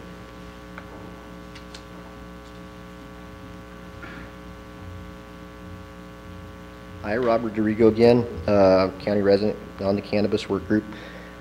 And I just wanted to say I support where the work group goes because I'm a member of the working group and I accept my small voice, my small influence in that group, And so what we get, is a combination of everybody's small voice, Now that said, I think most of us don't agree with most of everything on there. And we get to community politics, So that's my disclaimer there, I support that. The ordinances that, we have for cultivation so far, what we're looking at are, probably don't nail any values for us. So I think we should enact the ordinances and we should work on enhancing them, And so I always thought like a good values, would be we want to enhance, we want to nurture small business, and we want to incentivize large employers, And so I'd been doing investigation into an organization that's got some similarities and some things that are just not compatible, and it's an organization, Delaware Patients Together, has always carried their products Loud Pack, and they're in Greenfield, and they're in a better habitat for growing cannabis in general. They're about 15 miles as the bird flies in Monterey, from the coast to Monterey County. But they've become Greenfield's largest employer, a town of about 19,000 people, in a very short time. And they've done that with only about 20 acres of their agricultural footprint. They took on about 270 people over the summer, and they're still hiring. They're on Indeed this morning, hiring more people. And, with a very small percentage of their agricultural footprint, And I think the difference is that we have, in Greenfield, you had a mayor that wanted to push it through, and we had a city council that optimistically really wanted the economic value, and so they incentivized a larger producer, actually. They put pretty high fees on the per square footage, but they capped it at a certain amount so that a large producer could come in and do something like that. And that's why I said I'd like to see us come up with something eventually that both nurtures, so we're not thinking about a $6,000 fee for a small 500 square foot grower. We're thinking about maybe seeing that next year because we want to see them get started. And we're thinking about incentivizing a larger employer like we see with Loud Pack in Greenfield. And we're not going to, we have obstacles like the coastal zone and things.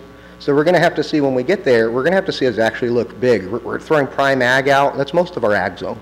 We're going to have to start looking outside the coastal zone and saying, well, what can we rezone?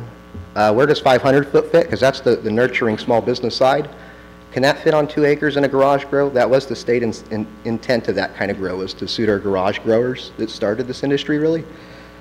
It's a very small grow that when vented properly, you're not going to notice it's there. It takes up the size of your garage.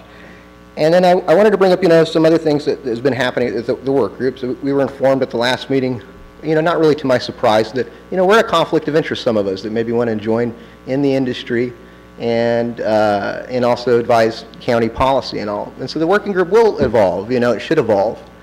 And I'd like to see as it does evolve and it stays intact, because we need a group, if nothing else, for private, to incentivize private sector enhancement. I'd like to see us enhance values rather than personalities. And I love the personalities on the group, and it is a great beginning. And we're coming up with great ordinances to make a great start, because it really is something where you have to nail a crack and break the ice, and that's what we're doing. But I'd like to see, as evolved, to see a personality that's really going to reflect on culture. What is small town culture? And the environment. The Yurocks are very protective of the environment, the salmon, So we've got environment, we've got small town culture, we've got public welfare. Do we want drug, signs peddling substances, like we do at Marlboro and beer everywhere? We don't. But the biggest one is private sector wage earning economy, And, right now I've worked at some of these places, the dollar store, Walmart, Rite Aid, Starbucks, McDonald's, Burger King, Home Depot, Walgreens. They pay minimum wage or a little bit above it. Never much, a little bit above it. And then the industry, we're really incentivized because we get the occupancy tax. Thank the you, motels, Robert. they do so, but they only do it 3 months a year. And so we really need to come up with a plan where we want this. We want a big employer. And so it's 20 acres. How do we get 20 acres? Because so far, if we're talking about 15 licenses and 500 square feet, we're talking about less than a half acre of agriculture. Thanks. So how do we get 20 acres? Because that was the scale that really impacted Greenfield. Appreciate it. Thank you. Thank you. Any other public comment on this item? Jesse? Yeah, just real quick. I want to talk about the unregulated gardens, the collectives, and how they're not going away probably. There's a good handful of those in our neighborhood. They're all pretty small. They're all within the scale that we're talking about. They create lots of $20 an hour jobs. And they're going to stay until either code enforcement comes and red tags it, and then they'll probably still continue, or until the sheriff's department comes and eradicates the crop, and then there'll probably be lawsuits. And so just really the easier we can make this for people to take the steps to get going in the right direction, the better it will be for the county. So, Thank you, Jesse. Appreciate that. Okay, let's go ahead and bring it back to the board. Supervisor Gitlin. I saw Ellie walking around. I know she's spoken publicly once. I'd like to see if our board is open. I think she has something to say again. Please. I'd like to hear it. I'm sorry. Please call me briefly. I know that's an exception to our one time at. And I do apologize. Your voice is an important and impactful one. So. And I very much appreciate the respect. The way that Humboldt handled having sort of a part of the ordinance that they were undecided on is for those regions, they put a moratorium on permitting in that region until it was decided. That's all I wanted to add. Okay. That is a tool that could be used. Thank you. Thank you, Supervisor. Any other comments from the supervisors at this point in time? Joel, do you have enough direction from us, discussion to bring to the working group tomorrow? I do, thank you. It's been very helpful today. Appreciate your time. Thank you for your dedication to this topic. All right. We're going to go ahead and move on with item number 17, which is discuss the issue of stolen and discarded shopping carts within Delaware County as requested by Chair Howard. This is not just an issue that's solely on my plate or any supervisor's plate. It's also an issue that's come up during public comment. As I mentioned at the last board meeting, there's technology out there that could really help our local retailers that do provide shopping carts for their customers to help potentially curb what we do see out there in the public, which is blight at times. It's a mechanism for folks to continue some behaviors that aren't becoming in a tourism town. And we do need to address it to a certain extent. My hope is that with this discussion, there's also some direction that we could potentially give to staff. But first, I'd like to open up the floor to my fellow supervisors and then public comment to see what some of their thoughts are on this issue. Supervisors? Supervisor Gitlin. Well, this has been an active subject since, and again, Mr. Zoff, I appreciate you bringing it to the attention again.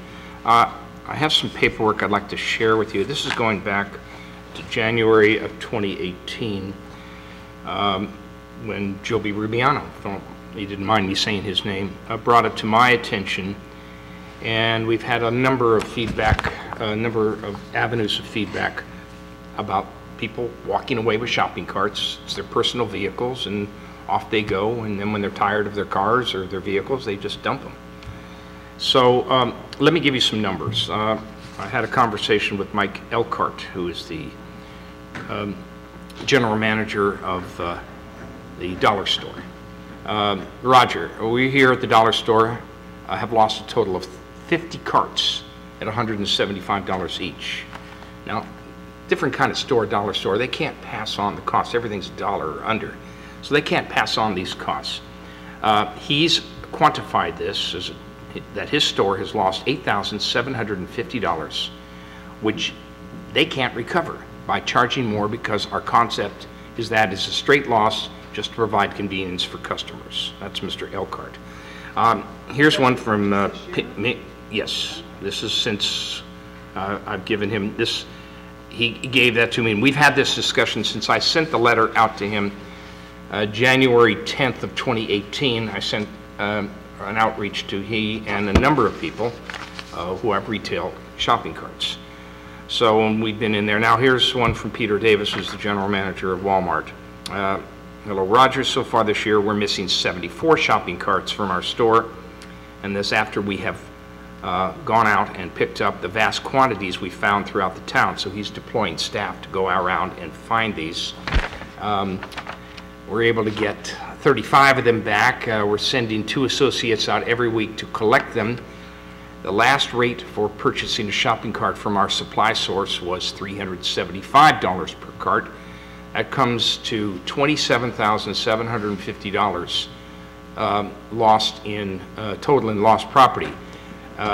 When we're able to recover them, and this is for the carts that he's recovered, they usually have multiple aspects that are damaged. To replace the wheels, that runs about $70 per cart. The latest way to damage them, we have been seeing, is they use them as barbecues, the people who take these carts, with the coals coming out of the bottom of the cart, the basket as a grill, which means we have to just simply discard them. I have other comments, including a little more lengthy ones from City Chief of Police Ivan Menzel, identifying this as a problem where there is ordinance. And also, I've spoken to Greg at Grocery Outlet. He says he hasn't even quantified it yet. It's a huge problem for him, and he has to pass it on in added costs. I think we can all realize that this is a problem that's not getting smaller, irrespective of the fact that it's an eyesore in our community when people are using these vehicles and these carts as their personal vehicles. I was down in McKinleyville the other day picking up some items for Sea Cruise Car Show, and I saw, and I kid you not, I saw someone with a Walmart shopping cart somewhere halfway in the middle of nowhere between Crescent City and Eureka, and he was going south. So I'm going to presume he took that, and that's his vehicle, and that's how he's traveling. Now, if we ignore it and just leave it alone, it's a low priority crime. We're hurting our retailers, and ultimately you're paying for it. You pay for it in higher costs when you go to buy an item at Walmart or Home Depot or Grocery Outlet or Safeway or any of these other stores. And at that point, it becomes, are you willing to tolerate that? You, the public.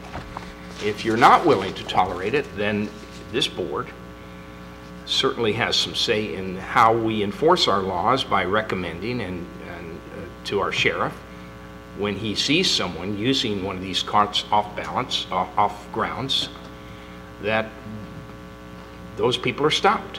It's a theft. I've had the conversation with Sheriff Apperson before on this subject. It's low priority. Well, if I share these numbers with him, maybe it's not such a low priority. Maybe it's a priority that needs to be addressed. So I think this is the development of appropriate ordinance, which gives our sheriff the opportunity to retrieve those carts and apprehend them, and for those that are using them, whether he wants to make a formal arrest or not is not the issue, but send the message to those people who wantonly remove these carts for their own personal use that they cannot continue to do this. Because you folks out here, and the ones who are in our community, are paying for it. And if you're all right with that, then I leave it at that. If you're not all right with that, then you need to stand up and say, we've had enough of this and we need to enforce existing law. That's it. Supervisor Cowan.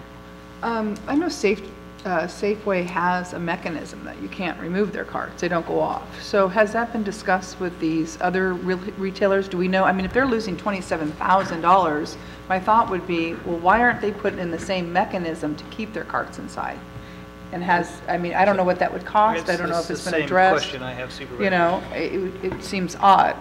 Well, it's, if you happen to have a Phillips screwdriver, the device is disabled immediately. I took a picture of a Safeway cart, they're all over, down at Spotty's Wash next to the Fisherman Restaurant. Took a picture of it, put it on my Facebook, and, you know, again, off grounds, abandoned. So the system, and I've spoken to the higher levels up at Safeway Management, isn't working. That particular aspect is the person who's taken that, the criminal, because that's what he is, he's taken off, is outsmarting the people who have this device on their shopping carts. So that particular mechanism does not function in a way, and I know this to be factual, even though I didn't get an actual quantity of how many carts are missing from Safeway in my outreach to them. I will tell you that if you go over to the Safeway, you'll see a whole new slew of carts there, but they neglected to take the advertising off of the seat there, which indicates these carts came up from Ukiah and Willits, because they're realtors that are advertising from Ukiah and Willits. So they don't have a problem down at the Safeway in Ukiah and or Willits, apparently. So they simply have shifted the carts up here to mitigate the problem we have here. So you would think that there's not a problem. But in reality, it is they're transferring their own assets to areas where there is a problem. So I wanted to bring that to the attention of the board. Thank you. You know, it's amazing to me with the values that you've at least suggested from the Dollar General and Walmart, that the tech isn't in place that prevents just a Phillips screwdriver from taking this device off. And especially behoove that retailer, if they're really losing that kind of value, to have that mechanism on there sabotage proof. I was under the understanding that there's enough tech out there that these mechanisms are sabotage proof to a certain extent. And without having followed up, I'm relying on Supervisor Gatlin's conversations here. Is there other devices on the retail market other than just this one device that Safeway's employing? Let me respond, and I can only say this. I'm not in here as an elected official to tell anyone how to run their business. I'm not there to tell Home Depot or Dollar Store or Safeway. They know what to do, but all these measures or interventions, Mr. Chairman, that you are bringing up, they're costly, and they're not free, and they have to pay for these now more sophisticated convenience items like a shopping cart. Used to be a shopping cart, put four wheels on it, and that was it. They've lost other inventory too. They've lost mobilized wheelchairs, and that's not brought up in this discussion. But Peter at Walmart says, you know, we're having to replace these motorized wheelchairs where people are going, because people take them. And the policy of these big corporate stores is they don't want to make waves and make an issue. Or apparently up till now they're not, but they shared these numbers with me, which shows me that the problem is getting worse because we here in this community tepidly condone it. It's okay. Well, you know, they're hitting hard times. Someone has hard times, so let them have the cart as if it's yours to give. But ultimately, it is the store's responsibility, Mr. Chairman. I'll grant you that, but be prepared. Don't wish too hard for something, because if they bring in another type of device, it's going to be costly, and you and I are going to pay for that device. Somewhere along the line, when you buy a quart of milk or some other item at Home Depot, why is this, I used to buy batteries for this price, why is it now so much more? Because those assets are being taken. Yep. And it's in concert with a high degree of shoplifting explosion is also with that. So not that they're related, but there's all kinds of issues with regard to these shopping carts that we can do something about. Supervisor Berkowitz. Well, I'm not so sure that there's anything that we can do to support the merchants, and I would like to hear some kind of solutions. I know this is a huge problem, but what can this board do to support the merchants in some kind of a meaningful way? After all, you know, even expensive as these shopping carts are, they don't even approach what a felony would be. Yeah, So, no, and I understand that, and I wanted to engage some of Supervisor Gitlin's comments specific to, you know, we are a policy-making board. If we do create some ordinance and have discussion around the creation of an ordinance that addresses this, we are going to essentially tell them what their business is, especially specific to shopping carts. So you know, my hope by having this discussion stimulates some additional conversation amongst those retailers that are having this escalating issue of cost associated with shopping carts going on. I know as a business member in this community myself, my cost and initial investment is hopefully a one-time thing. And then once that solution is found and that cost is implemented, then that problem doesn't continue. Obviously, folks are finding a way to disable these devices, but I cannot imagine that there's not something else out there that through this discussion helps stimulate some additional research by these retailers that are having this incredible expense to go and seek this. However, by bringing this conversation forward and some of the discussions that Supervisor Gitlin's had specific to potentially considering an ordinance that would essentially assist in beautifying this community from what is unquestionably a blight-related type piece, if there's that many shopping carts out there in this community annually. I'd like to have that discussion, what that might look like here. Well, I would ask us to invite the sheriff to this meeting. But by the way, I've met with Sheriff Apperson. We've had these meetings with our CDD department. And I'm not sure if Chief Menzel was in on that discussion, but we have brought this to their attention, and they are, I don't want to paraphrase what they said, but their hands are tied with more pressing crimes, is the short answer. Now, it isn't a felony to steal a shopping cart. However, if you allow this, then you're coming up to that point where how much do you allow someone to take before you say or do something? Clearly, a generation ago, we didn't have this problem. So we can see that it's gotten worse, and I predict it will continue to get worse. Where we can do something about this, I think, Mr. Chairman, is basically look at the funding issue and talk to our sheriff about having an officer dedicated during prime hours, on his patrol, looking for people who are moving shopping carts around in our community and in and out of traffic, sometimes causing traffic problems, and then dealing with those people, and then send a message to those people who wantonly steal these items that they can't do that in Del Norte County. And once that message is cleared and clarified that there are consequences to these actions, then we can make some headway on it. And Sheriff Apperson was he told us a story when he used to work at, I guess, Rite Aid or CVS, not Rite Aid, years and years ago. He worked the store. He was a shoplifter. He went after him. He ran after him and tackled him.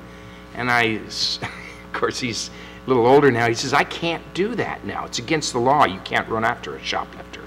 So this is part of it. Is the state which has allowed this to go on, and people who are in this community, and I do have great compassion for those that are facing this, and we'll be discussing this tomorrow night at this systemic homelessness meeting over at the church tomorrow night, where we'll bring up some of these issues. But you can't deny, you drive around town, you look at a burnt out house, and I'll see 2 or 3 shopping carts right there.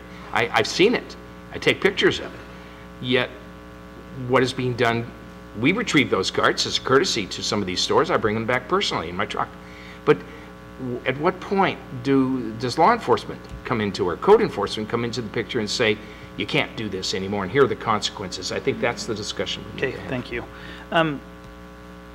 Jay, is there any mechanisms that we currently have in place, any policies, any ordinances that I'm missing that would help in addressing this issue? I think that it still comes down to consequences, and there aren't any at this point. I don't believe, the issue's been around for years, and it ultimately will fall on what the priorities of the enforcement agency is. If it's the sheriff, or in the case of most of these businesses, they're inside the city. So we would have to join with the city and find out what their opinion is too, and what they want to do. Because except for Walmart, I believe you're looking at every other one inside the city limits. But we can't be the only community with this problem. Ours is just not at the scale of some of the larger communities, whether it's San Francisco or somewhere else. But I mean, it comes down to availability of resources, especially on the enforcement side. And if the sheriff's not, because of prioritization, and we don't have a mechanism in place that allows the necessary resources to help address the issue, then we just keep circling around this forever and ever. But do you see, or you might even not even have knowledge of this right now, maybe it's some direction that we could give to staff to look into it further, but do you see potentially, if we were to consider having some more discussion around an ordinance, do you see that being effective at helping to address some of what we see out there? Well, I think you could bring the discussion to a point of either we have mechanisms to be able to enforce it or we don't. Okay. Again, if the mechanism is through law enforcement, and law enforcement is saying they're not going to prioritize it, then that's a problem at that point, and you can establish that and then see if there's a step from there that you can go in. Okay, understood. Thank you, Jay. I'd like to open up for public comment at this time. Linda Setter, 5th District. In Sacramento, the Dollar Tree, when you go into the Dollar Tree down there, they have long poles on their carts, so you can't go out the door with the cart. And in the state of Missouri, when you go to a grocery store, excuse me, you pay a quarter, just like at the airport if you need a cart. Pull it out, put money in, you get your quarter back at the end of the day. When you're done shopping, you return the quart. As far as this area, last year in November, it was pouring down rain. I saw one of those beautiful brand new short bus carts along the highway. That was a Safeway cart. Took it back, didn't get a thank you, get the heck out of here, nada. So I won't be doing that anymore. Thank you. Public comment.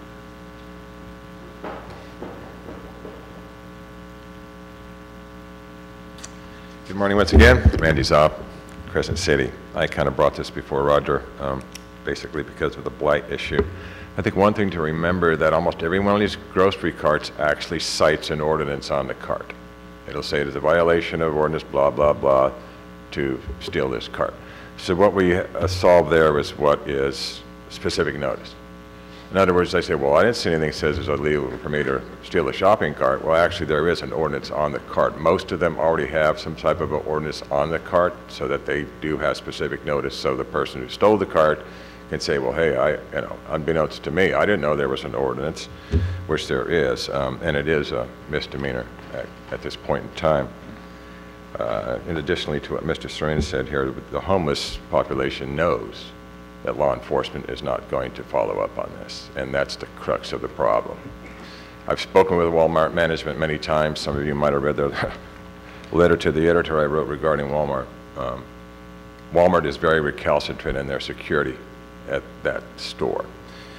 I've had the conversation that perhaps you should hire a full-time security guard here to alleviate the shopping cart issue, but also ultimately the crime issue at the Walmart parking lot, which we can deal with that at another time. But the shopping cart things also leads to more criminal activity because now they can commit petty crimes and just stash the stuff in their carts. They're not going to be stopped once again. Who God only knows what they have in those carts.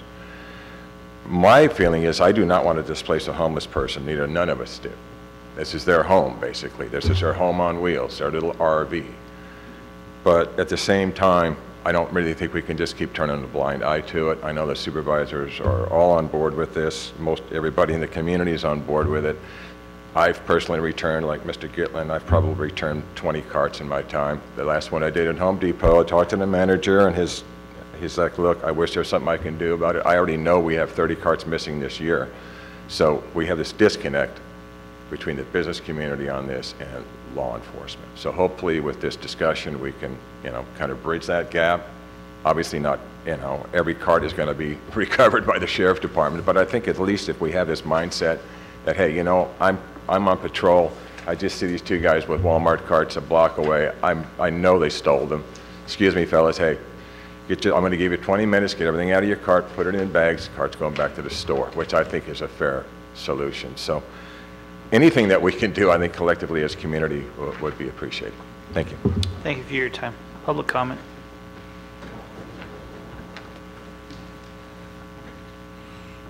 Hello. Aaron Skruback. What to do about abandoned shopping carts? They're everywhere, and no one store is to blame. Personally, I've seen shopping carts from many different businesses strewn throughout the town, so I'm glad this has gained the board's attention. Not sure which direction this is going, so here are a few potential suggestions. Perhaps start with offering businesses the opportunity to enact their own security measures or retrieval options. A grace period as a soft first step to measure success from given changes. Return the item for the board to revisit this issue in, say, 6 months, 8 months, or whatever. Gauge what works and what does not. Many stores have already begun using anti-theft mechanisms on carts. One that's used frequently here in Crescent City are the wheel lock devices. They stop the cart's wheels from turning if taken off the property. Another innovation that Aldi uses is the coin and chain lock devices. Put your quarter in, chain unlocks, and you go do your shopping. Once you're finished, take the cart back and retrieve the quarter. Rarely ever seen abandoned Aldi's carts, as people who did find them would return them for the quarter. I would like to add this. Alameda County does make it a misdemeanor to remove shopping carts without written permission from the business owner. However, perhaps the board has had enough of looking at or picking up abandoned carts, and it's time for a more hardline approach. Several California counties and cities have enacted ordinances to help curb the growing problem that this creates. Ordinances that include fines to reimburse the county's collection and storage costs, requiring posted signs stating not to remove carts from the premises, requiring businesses to label each cart with company name, address, and phone number. People in Reading can report shopping carts online when they see them. A city employee will get an email about the cart's location and go pick it up. If the cart is unidentifiable, it will be impounded. If it is labeled for a specific store, the carts will be returned to the stores they belong to for a price. The city gets paid $17 for every delivery it makes back to a store. $17 may not sound like much, but 53 carts were collected there in one day alone. That's enough money to offset the cost for the employee that was hired to collect the carts. Thank you. Thank you. Public comment? Okay, let's go ahead and bring this back to the board. Aaron, that was extremely thoughtful. Appreciate the research on that. That's definitely the kind of discussion I'd like to see engagement on from not only the public but the board, because we're not out here to reinvent the wheel by any stretch of the imagination, but more importantly, the points that you brought up with these potential options to consider, spot on. Thanks for your time and comment on that. There were some things for us to consider, and I certainly want to engage the city on this conversation. Obviously, there's some laws, ordinances in place as been recommended, but it's not helping. My hope is that through the discussion of this board's engagement of staff and engagement of the city, we could come up with a mechanism that would hopefully begin to look at some of these options like Aaron's brought to our attention today as consideration for the board and the city council in the future to help curb this potential issue. Supervisor Gitlin, I know you had some comments. Yeah, I certainly did not read all the comments, but there are other government entities that are raising the level of issue and that includes Caltrans, which I did not share their opinions. I don't want to leave putting anyone's name on the table, but they are telling us this is more than a major problem, because ultimately these carts are in the right-of-ways and in near and off the freeways, and they get them back, and there are a bunch of them at the yard, at the Crescent City Caltrans yard. So they're asking me, please help us solve this problem, because we have to deploy staff to deal with this problem, which in one of the local managers' position there, she says, is a growing one. So this is not going to go away, and until we have some kind of remedies, interventions, to have a consequence for someone taking one of these carts, which then that message spreads out, you can't do that anymore, then I think we're going to see a repeat of this kind of behavior. Thank you. Other comments from the board at this time?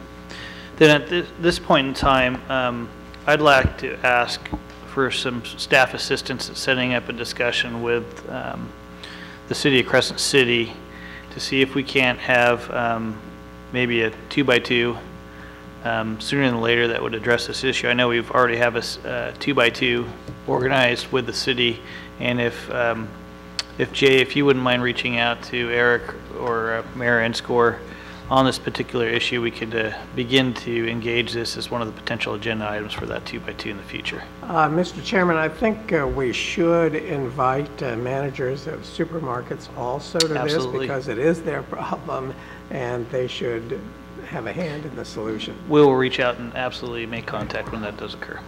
Appreciate your time and everybody's discussion on these items. We're going to go back to consent agenda items that were pulled. Sorry. Oh, sorry. We're going to take a 5-minute recess. We'll reconvene at 12:11. Thank you, Supervisor.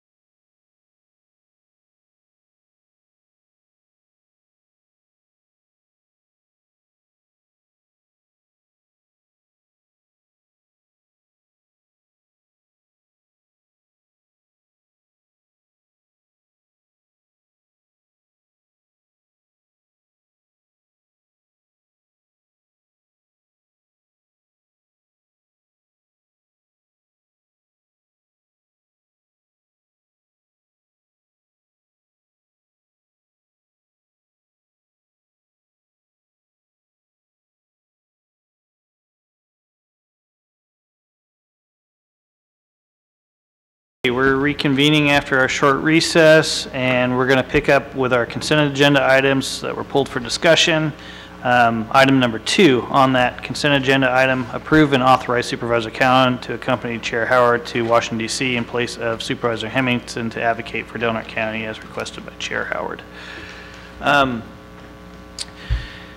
Recently, we've been trying to make plans to get this Washington, D.C. piece together. I know we had approval from the board some months ago to take care of this. In speaking with Supervisor Hemmingson, that just wasn't going to happen on his current schedule.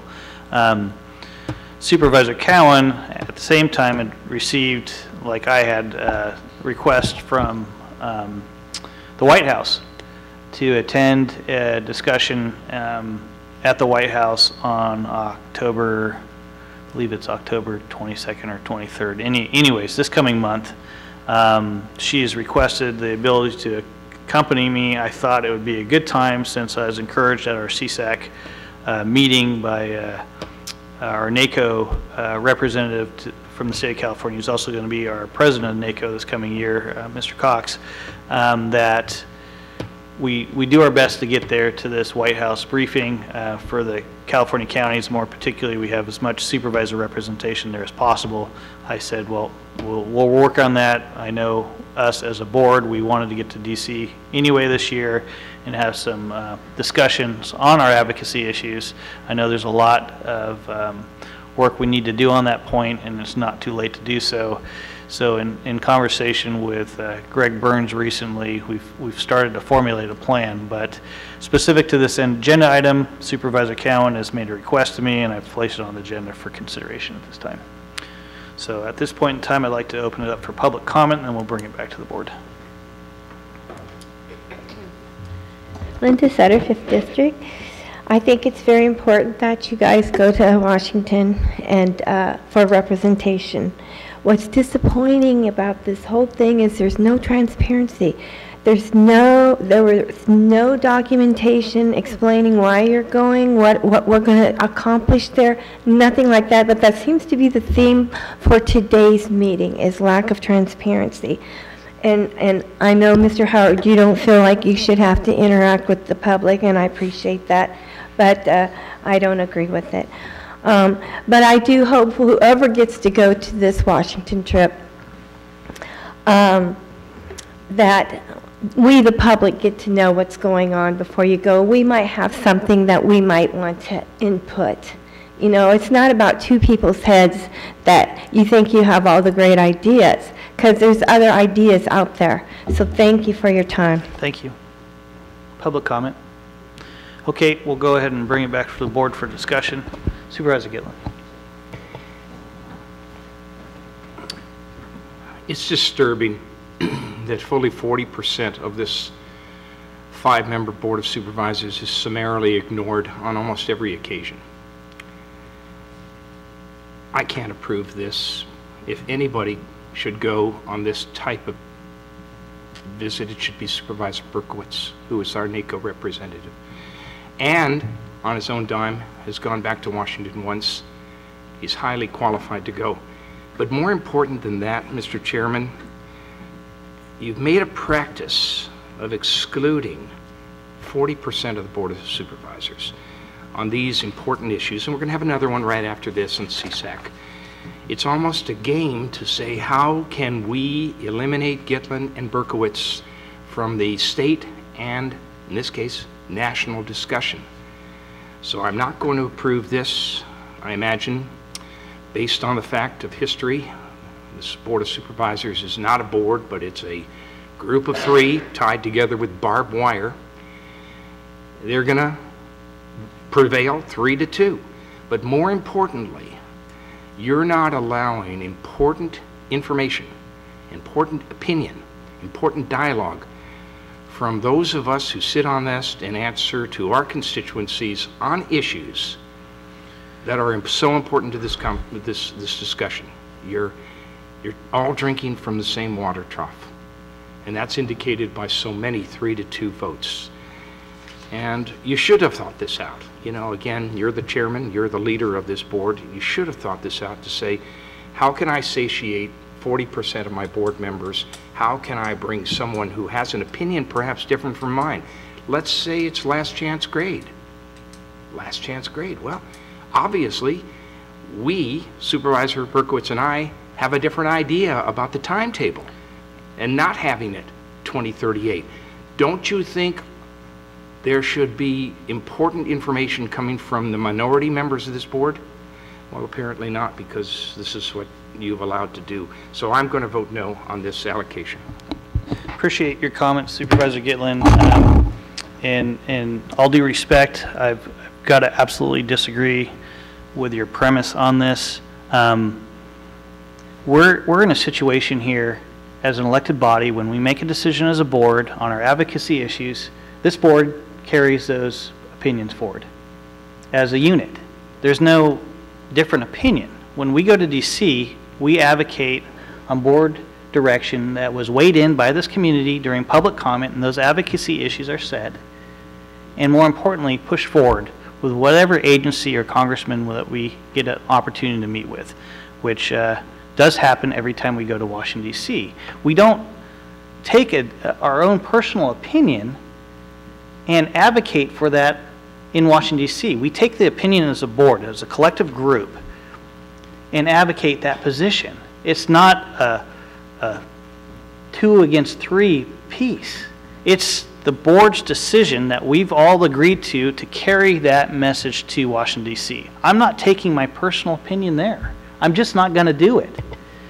And you're advocating, at least I believe what I'm hearing, is that you're advocating that there has to be a second opinion out there and represented there at the board meeting. And what I'm trying to say, Supervisor Gitlin, is when the board has an advocacy position, whether it's on last chance grade, whether it's on the airport, and we've taken a position on that, that's what I advocate for in Washington, D.C. And Mr. Chairman, where's the agenda for this meeting that you'd care to share with the rest of this board today? Do you have an agenda? Supervisor Gitlin. Supervisor Cowan, if you want to address that, that's fine. The agenda hasn't been completely sent, but we are, I mean, let's talk about it. I mean, of course not. We're setting up meetings. You know what's so sad is that you're so negative about this board when we should be a unit working together, and you're constantly trying to tear us apart. Oh my God.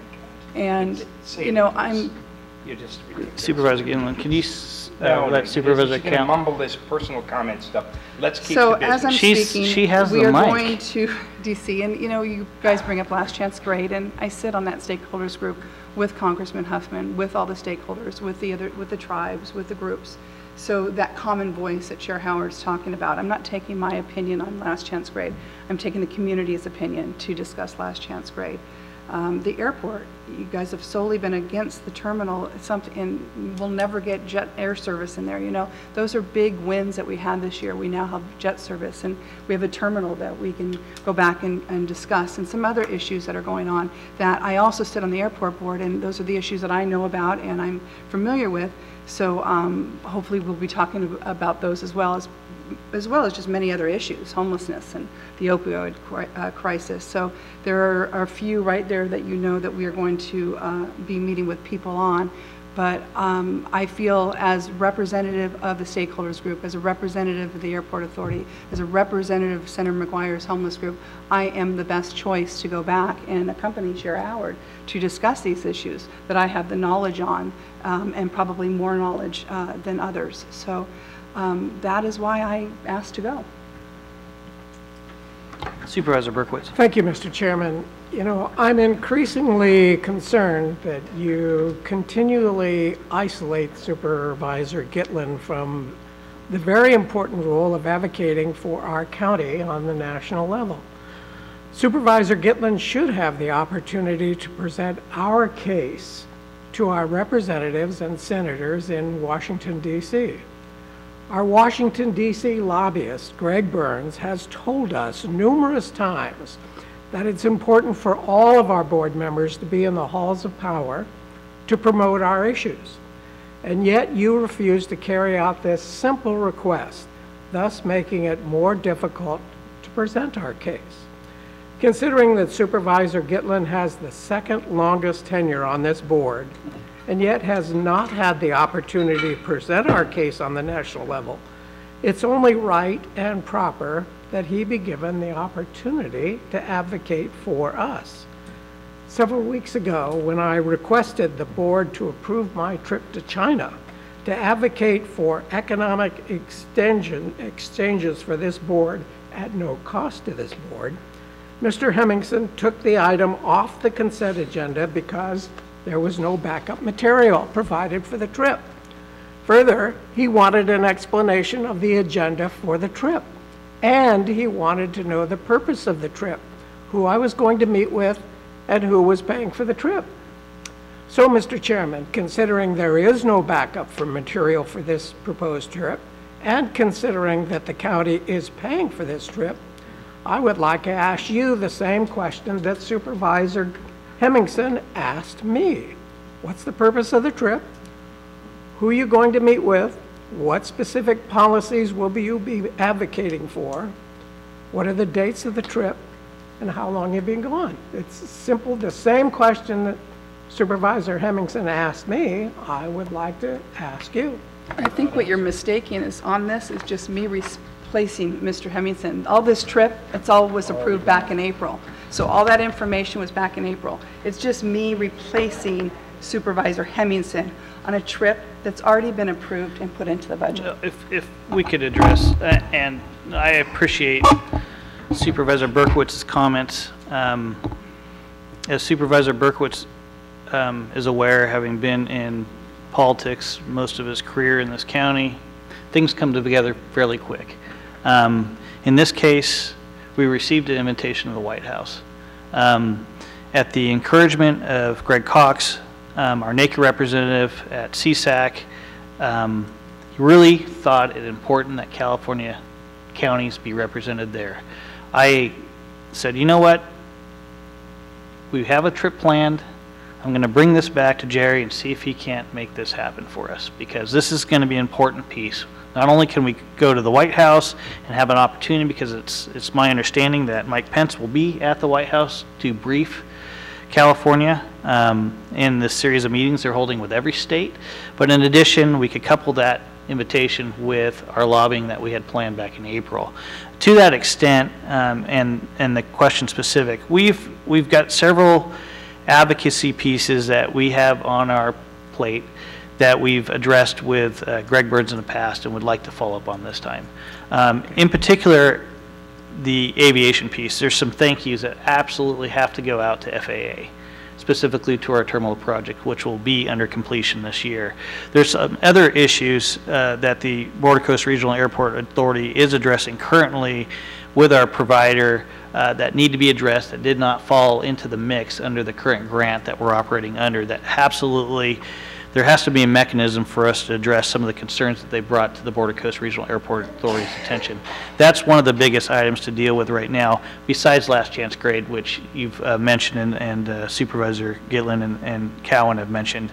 That is still a #1 issue for us, is to get in front of not only Office of Transportation under the Secretary, but also Federal Highways, which we did engage in some discussion. I will be reporting out on that during my comment period, but we did engage in some discussion with Chris Minton last week with the Office of the Secretary on Transportation in response to the county's letter to not only the Secretary but also the President in inviting them out here. We had a lengthy discussion. I'd like to report out on that today, but we will be engaging with Chris and the Secretary's office when we're in DC. That's another planned stop.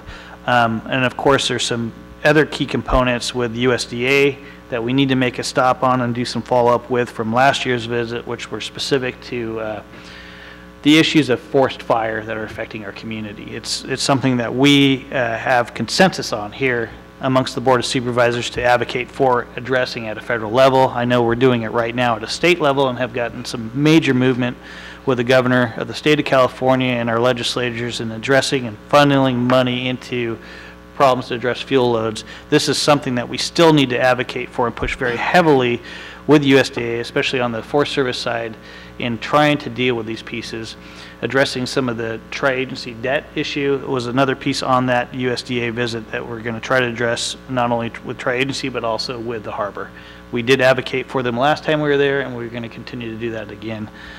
Those are four of the topics. There's some other points that I know Supervisor Cowan mentioned in her discussion, but those are specifically some of the pieces that we're trying to address. Let me clarify a little bit for you. When I was back in Washington the last time and I met at the White House, basically they wanted the names of all of the board members in Delaware County. I also got that same invitation that you got. I'm imagining that everybody else got that same invitation. So it's not like you and Lori were the only ones to be invited. You know, I've been back to Washington. I've advocated for federal highways, been back there, done all of that kind of legwork as you have. All right, so I think we need to be able to get everybody back to Washington to make our case. And that's what I'm talking about today, is that we can't just isolate a couple of people and say, everybody else can go to Washington to advocate for our issues except for these two. Yeah, and I agree with you, Supervisor Berkowitz. You've been back there. You're our NACO representative. You've been back there on your own dime also doing this advocacy. Supervisor Hemmingson has been back there. I've been back there. Supervisor Cowan hasn't at this point in time. She's made the request. And neither has Supervisor Gittler. There may be opportunity in the future for that. But this is the request that was brought to my attention. It's what we're considering on the agenda. Okay. Mr. Chairman, I would move to approve and authorize Supervisor Cowan to accompany you to Washington, D.C.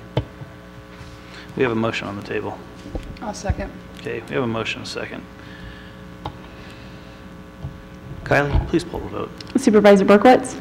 I'm going to say yes reluctantly. Supervisor Gitlin? No. Supervisor Cowan? Yes. Supervisor Hemmingson? Yes. Chair Howard? Yes. Thank you. Let's go ahead and move on with item number 12, which is approve and appoint Supervisor Howard as the delegate and Supervisor Hemmingson as the alternate on the California State Association of Counties Board of Directors for the year 2018-19. We received a request, as we do annually, from CSAC to ensure that representation on the CSAC Board of Directors continues. The request came in before the agenda review. It's now on our agenda for consideration today. Let's go ahead and open up for public comment.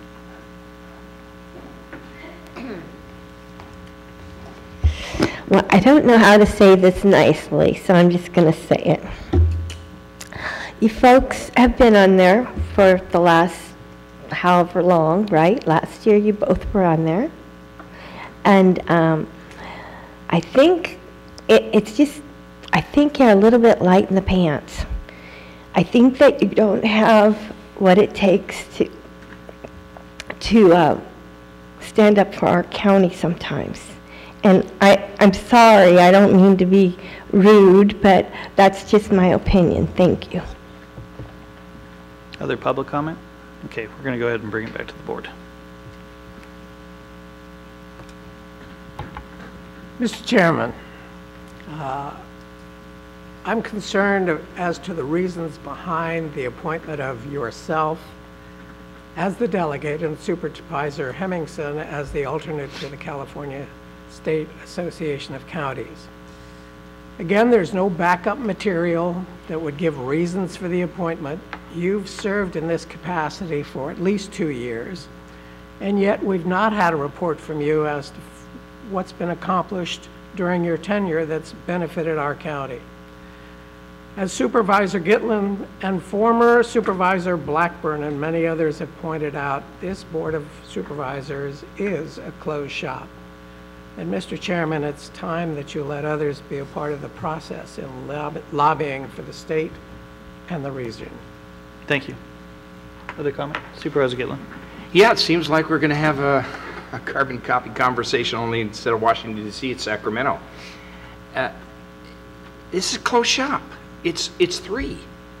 And this chairman is just not going to put Gitlin or Berkowitz in a position where their voice is heard for whatever reason. We don't like you, we think you're going to frighten the people down there, whatever. But I'll use your own words, Supervisor, Mr. Chairman. You said 2 meetings ago, they don't listen to us, or paraphrasing it, when you go down to Sacramento. Well, then change the cast a little bit, because we're not recognized in any way, shape, form. We have no awards under your chairmanship. We have, other than Supervisor Berkowitz's NACO award, we have no recognition of our special status. And you've got the keys to the vehicle, and you're not driving it. You're tepid. You're quiet. You don't come back and exude a level where we made some footprints in the sand down in Sacramento. We're a tiny little county and our voice doesn't matter. You've basically said that in your own words. I can't approve sending you down to Sacramento again. What's the definition of insanity? Do the same thing over and over again. Nothing ever changes. So you don't have my vote on you're going to Sacramento. I think Supervisor Berkowitz would be an excellent choice, and I'll be your alternate. If I can make a motion, I'll do that at this time, and we'll take a vote on it. I don't know if that needs to be properly agendized, Council? Yeah, we ought to put it on the next agenda if that's the consensus of the board. Well, I make a motion to approve item number 12. I think Chairman Howard's been doing an excellent job down there. I think a lot of things have gotten done, and it's unfortunate that you don't see all the positive things that are coming out and that are happening in this community. There's so many things that are happening, and I make a motion to approve item 12 and appoint Supervisor Howard as the delegate and Supervisor Hemmingson as the alternate to the California State Association of Counties. Second. We have a motion and a second. I'm going to have some brief discussion. I want to address some things that were brought up. You know, Supervisor Berkowitz, I've been the appointment for CSAC for basically a year and a half. As you're well aware, developing relationships with 58 counties is incredibly important if you want to advocate your position for your county within a lobbying group such as CSAC or RCRC or NACO. That relationship is going to be incredibly important. Folks say soft in the pants, well, fine. But the way I approach this is through relationships. It's not a very hard, fast, I'm going to hit you in the face with a baseball bat approach. That mechanism for me personally doesn't work.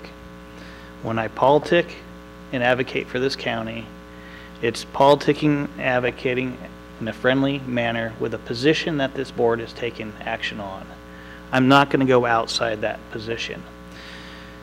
Both of you, both yourself and Supervisor Gitlin, have attended our meetings of CSAC, which occur twice a year, that you guys have both gone on. More importantly, you guys have engaged in the committees that you wanted to be on. Supervisor Gitlin with CSAC is now on the Coastal Committee. Brought on board. You're on there. That's not correct. You're part of the chairmanship. That's not correct. You're making an incorrect statement. Supervisor Hemmingson is the co-chair of the coastal counties. You need to get that correct. Do you engage? Are you? Okay, you're making statements. We all go to all the meetings. Exactly. And you are I want to be on this committee. You're saying things that are incorrect. And you are engaging with folks twice a year in Sacramento. Those can't, just like the rest of us are. I can't hear you. Supervisor Cowan is talking in the right ear and being, as she usually is, in a rude manner. So we disagree. Okay. You've got your group of three, and you're tied together with barbed wire. So go for it. Let's take the vote. No more speeches. We're going to go ahead and call the vote. Kylie, please poll the vote. Supervisor Berkowitz?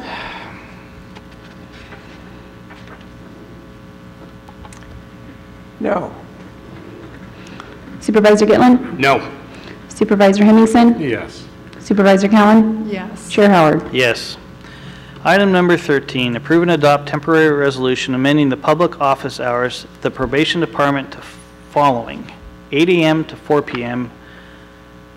on Monday, for Tuesday 9 a.m. to 4 p.m., for Wednesday 1 to 5, for Thursday 9 to 4, for Friday 9 to 4, and the resolution sunset on June 30th, 2019, absent further action by the Board of Supervisors requested by Chief Probation Officer. Good day, sir. Afternoon. I was informed that this would be pulled off the consent agenda, so absolutely, and I'm here to answer any questions that you might have, provide further explanation if that's desired. Thank you very much, Lonnie. I pulled it because some constituents in my district asked for clarification, so that's number one. I pulled it for you to discuss the legality.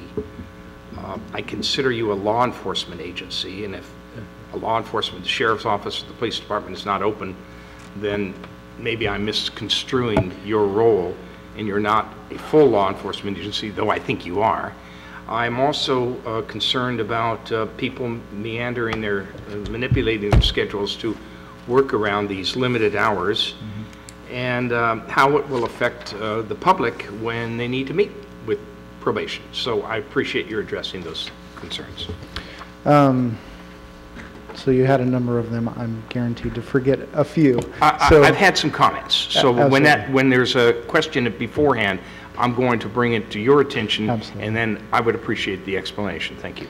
So just to further explain, as I did in my agenda report, I'm severely understaffed. My clerical staff is slated for 4, a supervisor and 3 probation technicians, essentially the same as legal clerk, which we'll have another conversation in a few weeks or a month about that.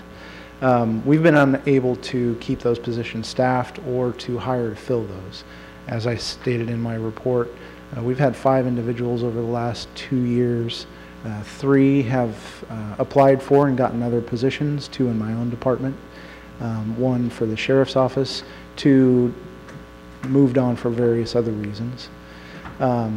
We've run 6 recruitments over the last 2 years, so about 1 every 4 months. We currently have that position open until filled, which is something we've discussed with Human Resources off and on for some time because of the difficulty of filling and maintaining those positions. Long and short of it is my staff are dying. The one supervisor that I have to deal with the workload of those 4 positions is severely underwater. So the question to her and my staff services manager, who oversees her, was what can we do to help alleviate this, because one of the repercussions, among many, is that we start missing things on the court side that are required of us. So minute orders don't get processed, and so we don't have that information that the court's expecting, either a report, an appearance, things like that. So in my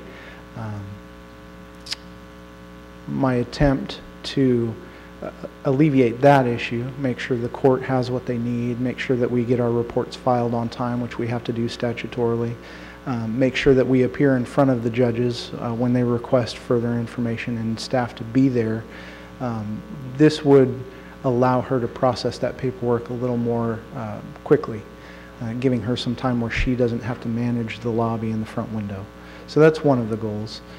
The other is to just attempt to keep up with the other work that she has outside of processing that court paperwork, and not having to deal with an open lobby goes a long way to help accomplish that.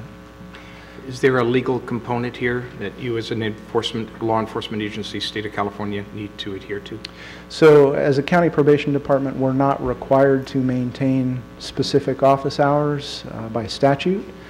Like the sheriff is, because the sheriff is an elected position and their primary responsibilities are law enforcement in response to those types of issues in the community. They are required to, if I recall correctly, maintain specific hours and be accessible.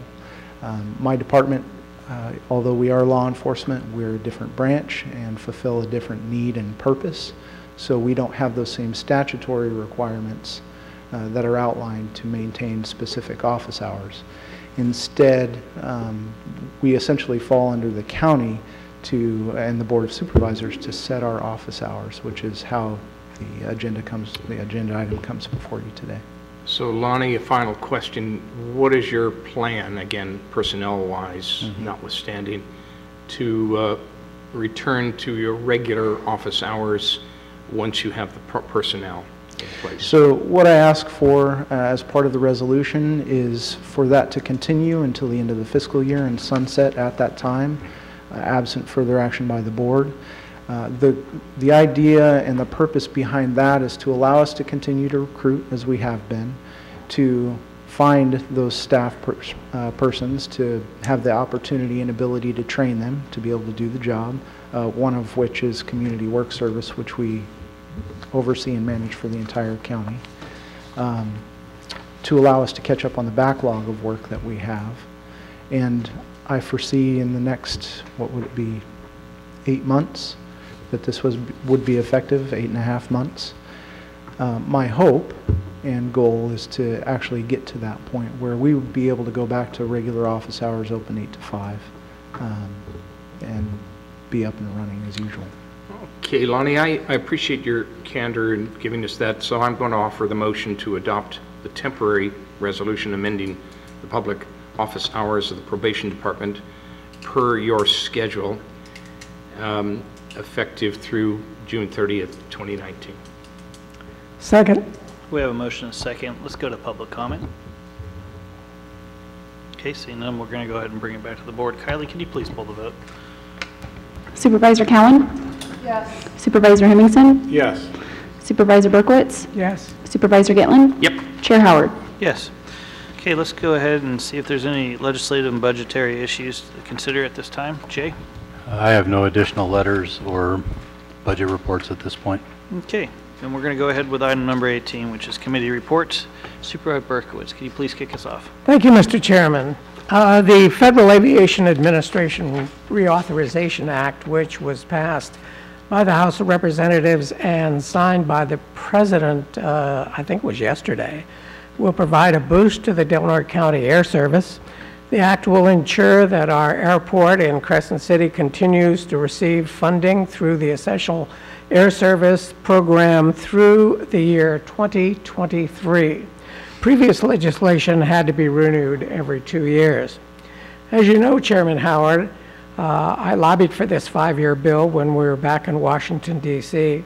As I said last week in an article for the Crescent City Times, this bill is important to the continuation of air service for Delaware County. Without it, we would be left high and dry and have no air service at all. EAS funding is what funds Contour Airlines to come to Crescent City, said Susan Daugherty, the Crescent City Airport's program manager, and it's always good when it gets refunded alone. The legislation also encourages or includes provisions that would affect air travelers, chief among them. The bill orders the FAA to set standards for the size of airline seats as part of what's known as the seat egress air travel provision. In other news, Chairman Howard and I made a presentation to the school board about the importance of all the stakeholders around the safety of our children at school. This was the result of a presentation we heard at RCRC, where we learned of Alyssa Parker's experience when her child was murdered at Sandy Hook Elementary School. I attended the monthly meeting of the Chamber of Commerce where preparations were underway for Sea Cruise. Mr. Gitlin and I, along with a dozen volunteers, participated in a cleanup of the horribly contaminated lot at the corner of Olive and State Street in District 5. By the way, this was the 40th cleanup for the Take a Bite Out of Blight group. Last week, I was invited to meet with the Yurok tribe to discuss several topics, included the playground at Hunter Creek, the transfer station on Klamath Beach Road, and Last Chance Grade. We also discussed the opioid addiction and possible solutions, recreation opportunities for kids in Klamath, and getting fire protection, better fire protection in Klamath. I'm pleased to announce that the Daily Town Hall meeting has been selected as a finalist in the Route 50's Navigation Awards. There were 300 submissions for this award in the category called the electives. We were in the top finalists. Here's what was printed about us. In an era of virtual town hall meetings and constituent interaction via social media, Del Norte County has gone old school with a daily town hall meeting where citizens can meet with a supervisor or two every morning, except Sunday at the 6 a.m. hour, with no set agenda. In an age when many local government bodies put time limits on citizen comments at meetings, this dedicated, continuous dialogue with citizens stands out. Other finalists for the award include Nathan Deal, the governor of Georgia, an Alaska state representative, Chris MacArthur, city council member of Riverside, California, and 6 other elected officials. Considering that I will be in China during the award celebration, my wife Bonnie will travel to the Staples Center in Los Angeles to accept the award for us. Last week, I attended the Yurok Tribal Council Candidate Forum. 7 candidates are running for vice chairman, while 4 candidates are running for chairperson. Now, Mr. Chairman, in view of the fact that Greg Burns, our Washington, D.C. lobbyist, has suggested that our board, consisting of 5 supervisors, come back as much as possible to present our case to the Congress and the administration, and due to the fact that all of us have been back there except one supervisor, that being Supervisor Gitlin, and considering that Supervisor Gitlin, the second longest tenure of our current supervisors, therefore I request that the next agenda include an item that we send Supervisor Gitlin, along with a supervisor of his choosing, back to Washington, D.C. to present our issues to the administration and Congress, and this item be up for discussion and possible action at the next board meeting. Thank you, Supervisor. Supervisor Cowan. I haven't been to Washington, just want to point that out to you, Mr. Berkowitz. He isn't the only one, and you keep acting like all of us have been there, and I haven't been. The longest tenure is Also, what I say. so I had a solid waste authority meeting, and the recycling problem is still an ongoing issue that we're addressing. I also had a very long meeting with Tom Witzel, Senator McGuire's new aide, went over all the different issues that I've been working with the senator on for the past 2 years. Had a meeting with Tracy Vann from the Community Health Insights, discussing the health of our community. Had a mental health meeting. County Council was there to join us to do a review on the Brown Act. Thank you for that, Elizabeth. Had a meeting for Area 1 agency for the agency where we went over different programs that are being done as well as the budget. Also had a meeting at the Border Coast Regional Airport Authority. It was the first meeting with our new director, Randy Hooper. It's nice to have him on board. And everything's on track for the terminal opening in January. You know, we did discuss, Bob, the fact that you took credit for passing the EAS, which I found absolutely... Excuse me, before you say that, I did not take credit for it, and in no way did I take credit for it. So don't make false statements. I'm just going by a letter and an article that was written, and I have to apologize to Susan Doherty. Her and Matt Leitner at the time did so much work over the past few year and a half to make sure that we did continue to have AES. And actually, we don't have AES service, and you probably don't know that. We have EAAES service, which is a little bit different, and it's something that we had to do for Contour. Again, just issues that maybe you're just not on top of or understand because you're not part of that, that board. But it's really important to point out that we have people in this community that work really hard to make sure that we have the things that we need to do business in our community. And concerning the airport, Susan and Matt at the time did so much to make sure that we had an air service in here that we can all be proud of. I know I'm very, very proud of Contour Airlines and what we have. Again, jet service that was said or suggested that we would never have, but we do thanks to those people. So I want to give thanks where thanks is deserved. Yeah. And other than that, I just want to point out that, let's see, last week I was able to celebrate 21 years with my husband, so that was a good thing. Congratulations. Thanks. Supervisor Gillen.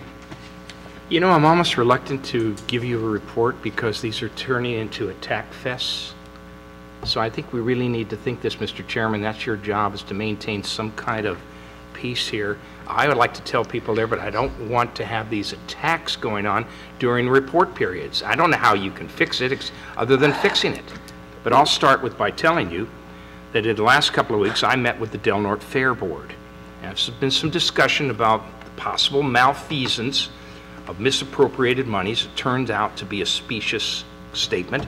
And really what was taking place was there just was no information available, and monies are being collected on the quarter-cent sales tax, and they're sitting there at the CCCU monies account, and they're not being spent in a manner which the public knows about. So we all think there's something wrong. There is nothing wrong.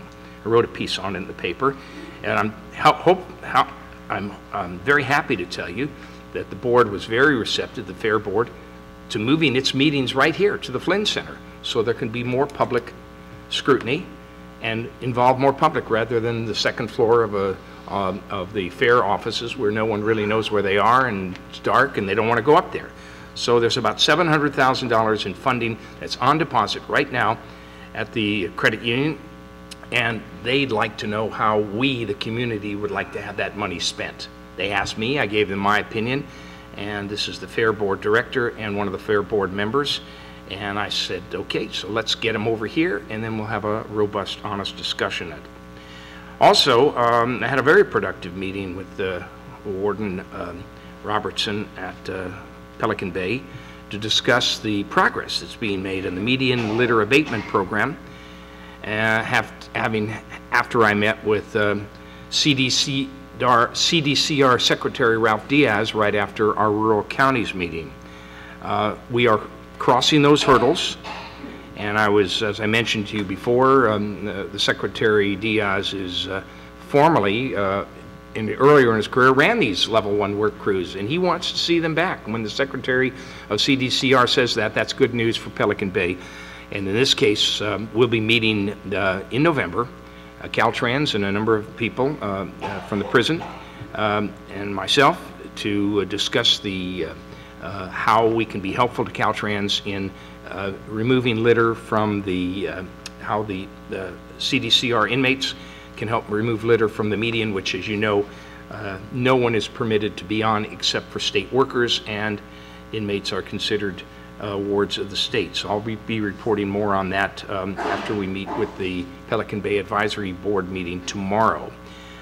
Supervisor Berkowitz mentioned we did have our 40th community cleanup at a private residence. It's been blighted for many, many years. Another successful cleanup. I want to thank the volunteers who participated, including Team Home Depot, Team Walmart, and Setnar Construction, who provided a front loader to abate 4.94 tons of long-standing trash. So the area is cleared of that debris. There's a little bit more wood, but that's being taken off in a normal manner. It's not trash. I sat in and watched the Planning Commission meeting, which was this past week, October 3rd, which was discussing Measure B and the role of the Planning Commission and its advise and consent position and how it interacts with this community and our board on the Board of Supervisors. I was on the radio with KFUG, with Sam Strait, to discuss Measure C, and also Sea Cruise was this week. So it's our 27th annual Sea Cruise. Had some rain on Friday night for show and shine, but had a great day Saturday, and I'm really happy to tell you that I broke the ice and actually won an award. I got a second place in my category of pickup trucks before 1941, so I'm a happy camper. That's my report. Thank you, Supervisor. Supervisor Hemmingson. Yeah, thank you. Make this short. Had a meeting that I was invited to out at the Gasky District Ranger Station to meet our new Forest Supervisor, Ted MacArthur. Had some good discussions with him, along with Jeff Marzell, and really excited about their direction in taking what hopefully they'll take the National Recreation Area to, which has, I think, been lacking for a long time. Had a tri-agency meeting where discussion was kind of over the future and what we look to do with tri-agency, so that looks all good. Had a Natural Resources Goal Committee meeting, talked about Pacific Shores and the access points that the county used to have the management agreements with Fish and Wildlife. So those discussions are continuing on. Among other things, Supervisor Howard and I were there. He may want to elaborate on some more stuff. As was mentioned, had a Border Coast Regional Airport Authority meeting. Everything seems to be going very well, and if you read the article in the paper about Contour, it's unfortunate that somebody takes the negative side and reports things that are not factual. If you want to find out the facts, please get a hold of them. There were not that many canceled flights. There were not issues with fog like were reported. We have fog in this county. It does have an impact on air travel, and there are going to be some delays and cancellations because of it. But they haven't been, matter of fact, it's been less than what has been done, has happened in the past. We have had much better success of landings or completed flights, so those are all good things. I did attend the Sea Cruise. It's always a great event, and it looked like it was not well attended. I think that was probably because of the weather, but it's always a good thing to have in Del Mar County. And then I did have some discussions with Eileen Cooper about her tsunami trail that she's advocating for out of the harbor. Looks to me like more information, more study needs to be done on that, but we'll see where that goes. That's it. Thank you, Supervisor Hemmingson. Just briefly remind supervisors that Senator McGuire will be in town for his town hall on October 17th, which will be coming soon. He's asked, again, as traditional, for various representations from each of the agencies within Del Mar County present at that meeting. Looking forward to the discussion and our opportunity as Del Mar County Board of Supervisors to present there. Had a meeting with CSAC Representative David Lieberler, who was up here filming in Del Mar County, more importantly filming one of our more important programs in our area, which is our Neighbors Helping Neighbors program. CSAC is highlighting our program to the rest of the state of California agencies as one of these ways where we could assist in emergency response and disaster by helping each other as neighbors. And this program, more importantly, as being implemented in both Haiuchi and Gasky, is one of these hallmark type volunteer programs that is effective at getting out there and communicating during disaster type situations, and CSAC was here to highlight it on video and share with the rest of the world. Congratulations to those volunteers, and more importantly our emergency services department, and continuing to advocate for this, because now this is a highlighted state program that will be shared with the rest of our neighboring counties, all the way down to San Diego. The Supervisor Cowan mentioned had a Del Mar Solid Waste Management Authority meeting where we're discussing rates. I've got some concerns there that I'm bringing to the attention of Del Mar Solid Waste Authority, and in our next meeting we'll also be discussing some issues that we have with the recycling bin that we have in Smith River behind the post office. It is generating a crazy amount of dumping, which I just don't get, but okay. Met with Clark Moore, who sits on the Sutter Coast Health District Board. He wanted to bring issues to my attention and concerns with my position specific to Sutter, and try to talk through some of those, and where I may or may not have a good deal of understanding about failures in the county on physician retention recruitment. But we had a considerable amount of discussion and debate, and I listened to his positions, and we didn't have any conclusion to the meeting other than the fact that we'll continue to have discussions about Sutter Coast Hospital. That is definitely clear, from especially with our board.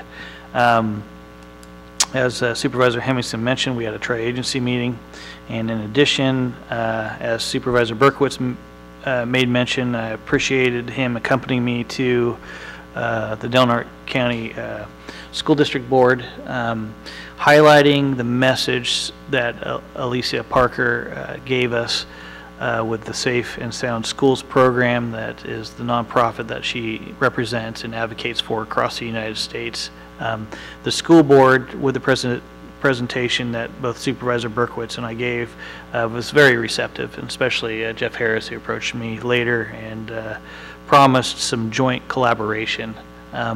It was good to see Lonnie Raymond there and engaged as one of our department directors. That is excellent. He's going to continue to engage. He told me the school board, more importantly Jeff Harris, because there's a lot of cross-collaboration work that could be done to address some of these issues moving forward in the future, but really appreciate that.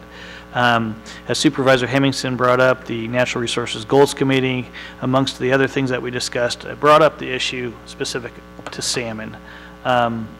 This year, again, bumper crop, fall Chinook salmon return. We continue to wrestle with, as a county, management and, more importantly, what I'd call restrictions that are placed on us by the Pacific Marine Fisheries Management Council that reduces our sports fishing quota, which attracts so many people here to fish our Klamath runs. This year's quota, extremely small, and to the point where we had another record year that most of the guides are telling me they haven't seen in 30+ years. And yet the state and the Pacific Marine Fisheries Management Council projected this low return number. And more importantly, set a quota in place that does absolutely nothing for an economy like Del Norte counties that rely on this. So what I advocated for at the Natural Resources Goals Committee was to try to find a mechanism for us to communicate, and at this point bring potentially to Senator McGuire's fisheries group in Sacramento, is a way where we could change how modeling is projected for salmon returns to Klamath, because it is not effective now. 2 years in a row, Del Norte County, with a tourism-oriented business around sports fishing, is being impacted, and we don't have a solution to it. We need to address it, and we need to address it soon, because I feel it's going to happen again next year. Participated in a conference call with Jeff Harris and Randy Fugate, Steve Godla, Blake Enscore, and Eric Ware, and myself, and Heidi Keim with our sister city delegation. I'm happy to report they're in full steam ahead right now for a January visit this year, and that is awesome. And there's going to be 2 groups coming. Not only is there going to be a group coming forward right now with the school, so there'll be another 10 or 12 students coming plus 3 teachers. There's a separate group that is coming to specifically look at 2 things, and specific to education. They're looking at how we in Del Norte County deal with our mentally challenged or disabled students. And this was a huge point of discussion over the last 2 years in Del Norte County, and inclusiveness of these kids in our school programs here in the United States, but more specifically in the state of California. Something that Maritroba and their school superintendents there in Rikuzen, Takeda have really want to see if they can learn something from us on. So it's great. So we'll have probably close to, at last count, 24, 25 individuals from Rikuzen, Takeda revisiting us the first week in January. It's awesome to see. As I briefly mentioned during the discussion for Washington, D.C., both Chris Minton and Michael Russo from the Secretary of, who's Senior Internal Government Affairs Officer for the Office of Secretary of Transportation, did respond to our board request to visit Last Chance Grade. The conference call that we set up last week was in response to that. It was interesting. They won't be able to come out. No surprise there. But I was very happy to engage in that discussion. Jay Serena joined us for that discussion. What was interesting about it, and why I'm reflecting on it here now, is both Chris and Michael had a very important opinion on Senate Bill 1 and the Federal Highways Administration's ability to fund what the state of California continues to need to go beyond both emergency and safety improvement projects, which SB 1 has begun to address for us in our community, as we've seen with signage all over our highways and on our county roads. But what he has brought to our attention is that there is no mechanism. Once that federal money comes to the state allocates those resources. And because the earmarks having dried up many years ago, until another mechanism is in place, we as a county, more importantly, when advocating for those federal dollars to come in, we need to continue to putting pressure on increased budgets that address transportation issues across the United States. But in addition, at the state level, ensuring that Caltrans has that continued focus on last chance grade. Chris did mention, and Michael did follow up with an email to us on various grant opportunities, which we did here last year when we were there. Infra was one of those ones he did bring up that would help more specifically in a construction phase of the project. This is good if we're there on the NEPA and CEQA, getting all the environmental work done and the PSRs complete, which is the programmatic study reports. Once those are complete, we have a shovel-ready project, but we're not there yet, unfortunately, and we really needed to get through that CEQA. Obviously, we have some important meetings with the California Transportation Commission coming up where they're going to consider that $70+ million in order to fund that environmental work, which may go away if SB1 dries up. But we can't sit on our haunches and not advocate for this at a federal level, and I think we'll do that again when we're back there with Chris and other representatives from Federal Highways. Participated in an agenda review, and then Mayor Enscore and I did receive an invitation to San Francisco again by Council General Tomochika Hayuma for a sister city meeting with all sister city delegations specific to the Japanese delegations here in the state of California. Mayor Enscore and I decided that, yeah, we absolutely have to do this, but we're not going to lay this on the backs of the county or the city. We're going to go at our own dime, but we will be representing Del Norte County and City of Crescent City with our sister city program with the Council General of Japan in San Francisco, and that will be on October 26th.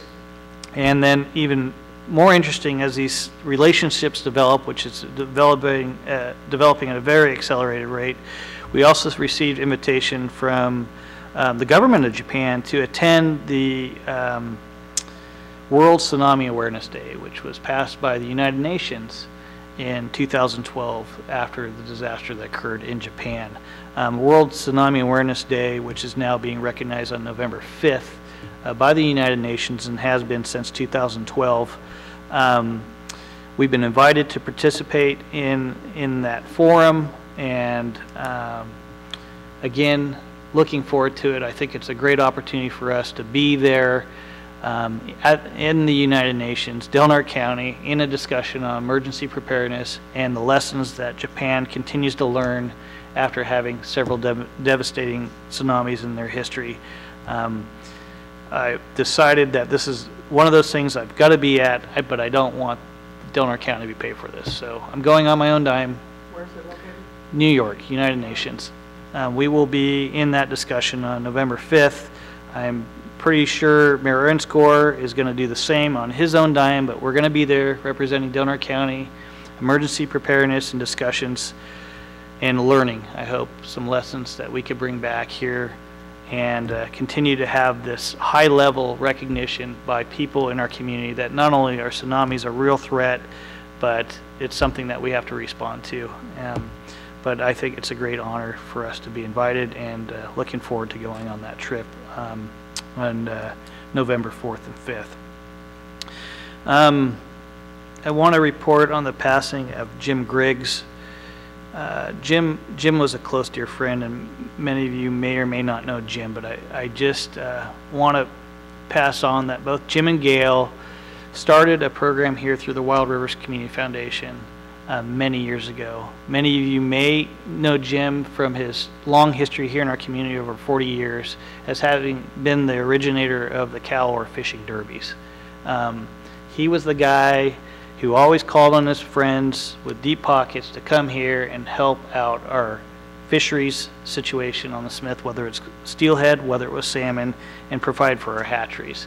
That's what he did in his initial career, but when he came here and finally built his dream home, one of his dream homes here on our coast up in Smith River, I had the chance to engage him a couple years ago. He wanted to be part of this community more than just the fishing derbies.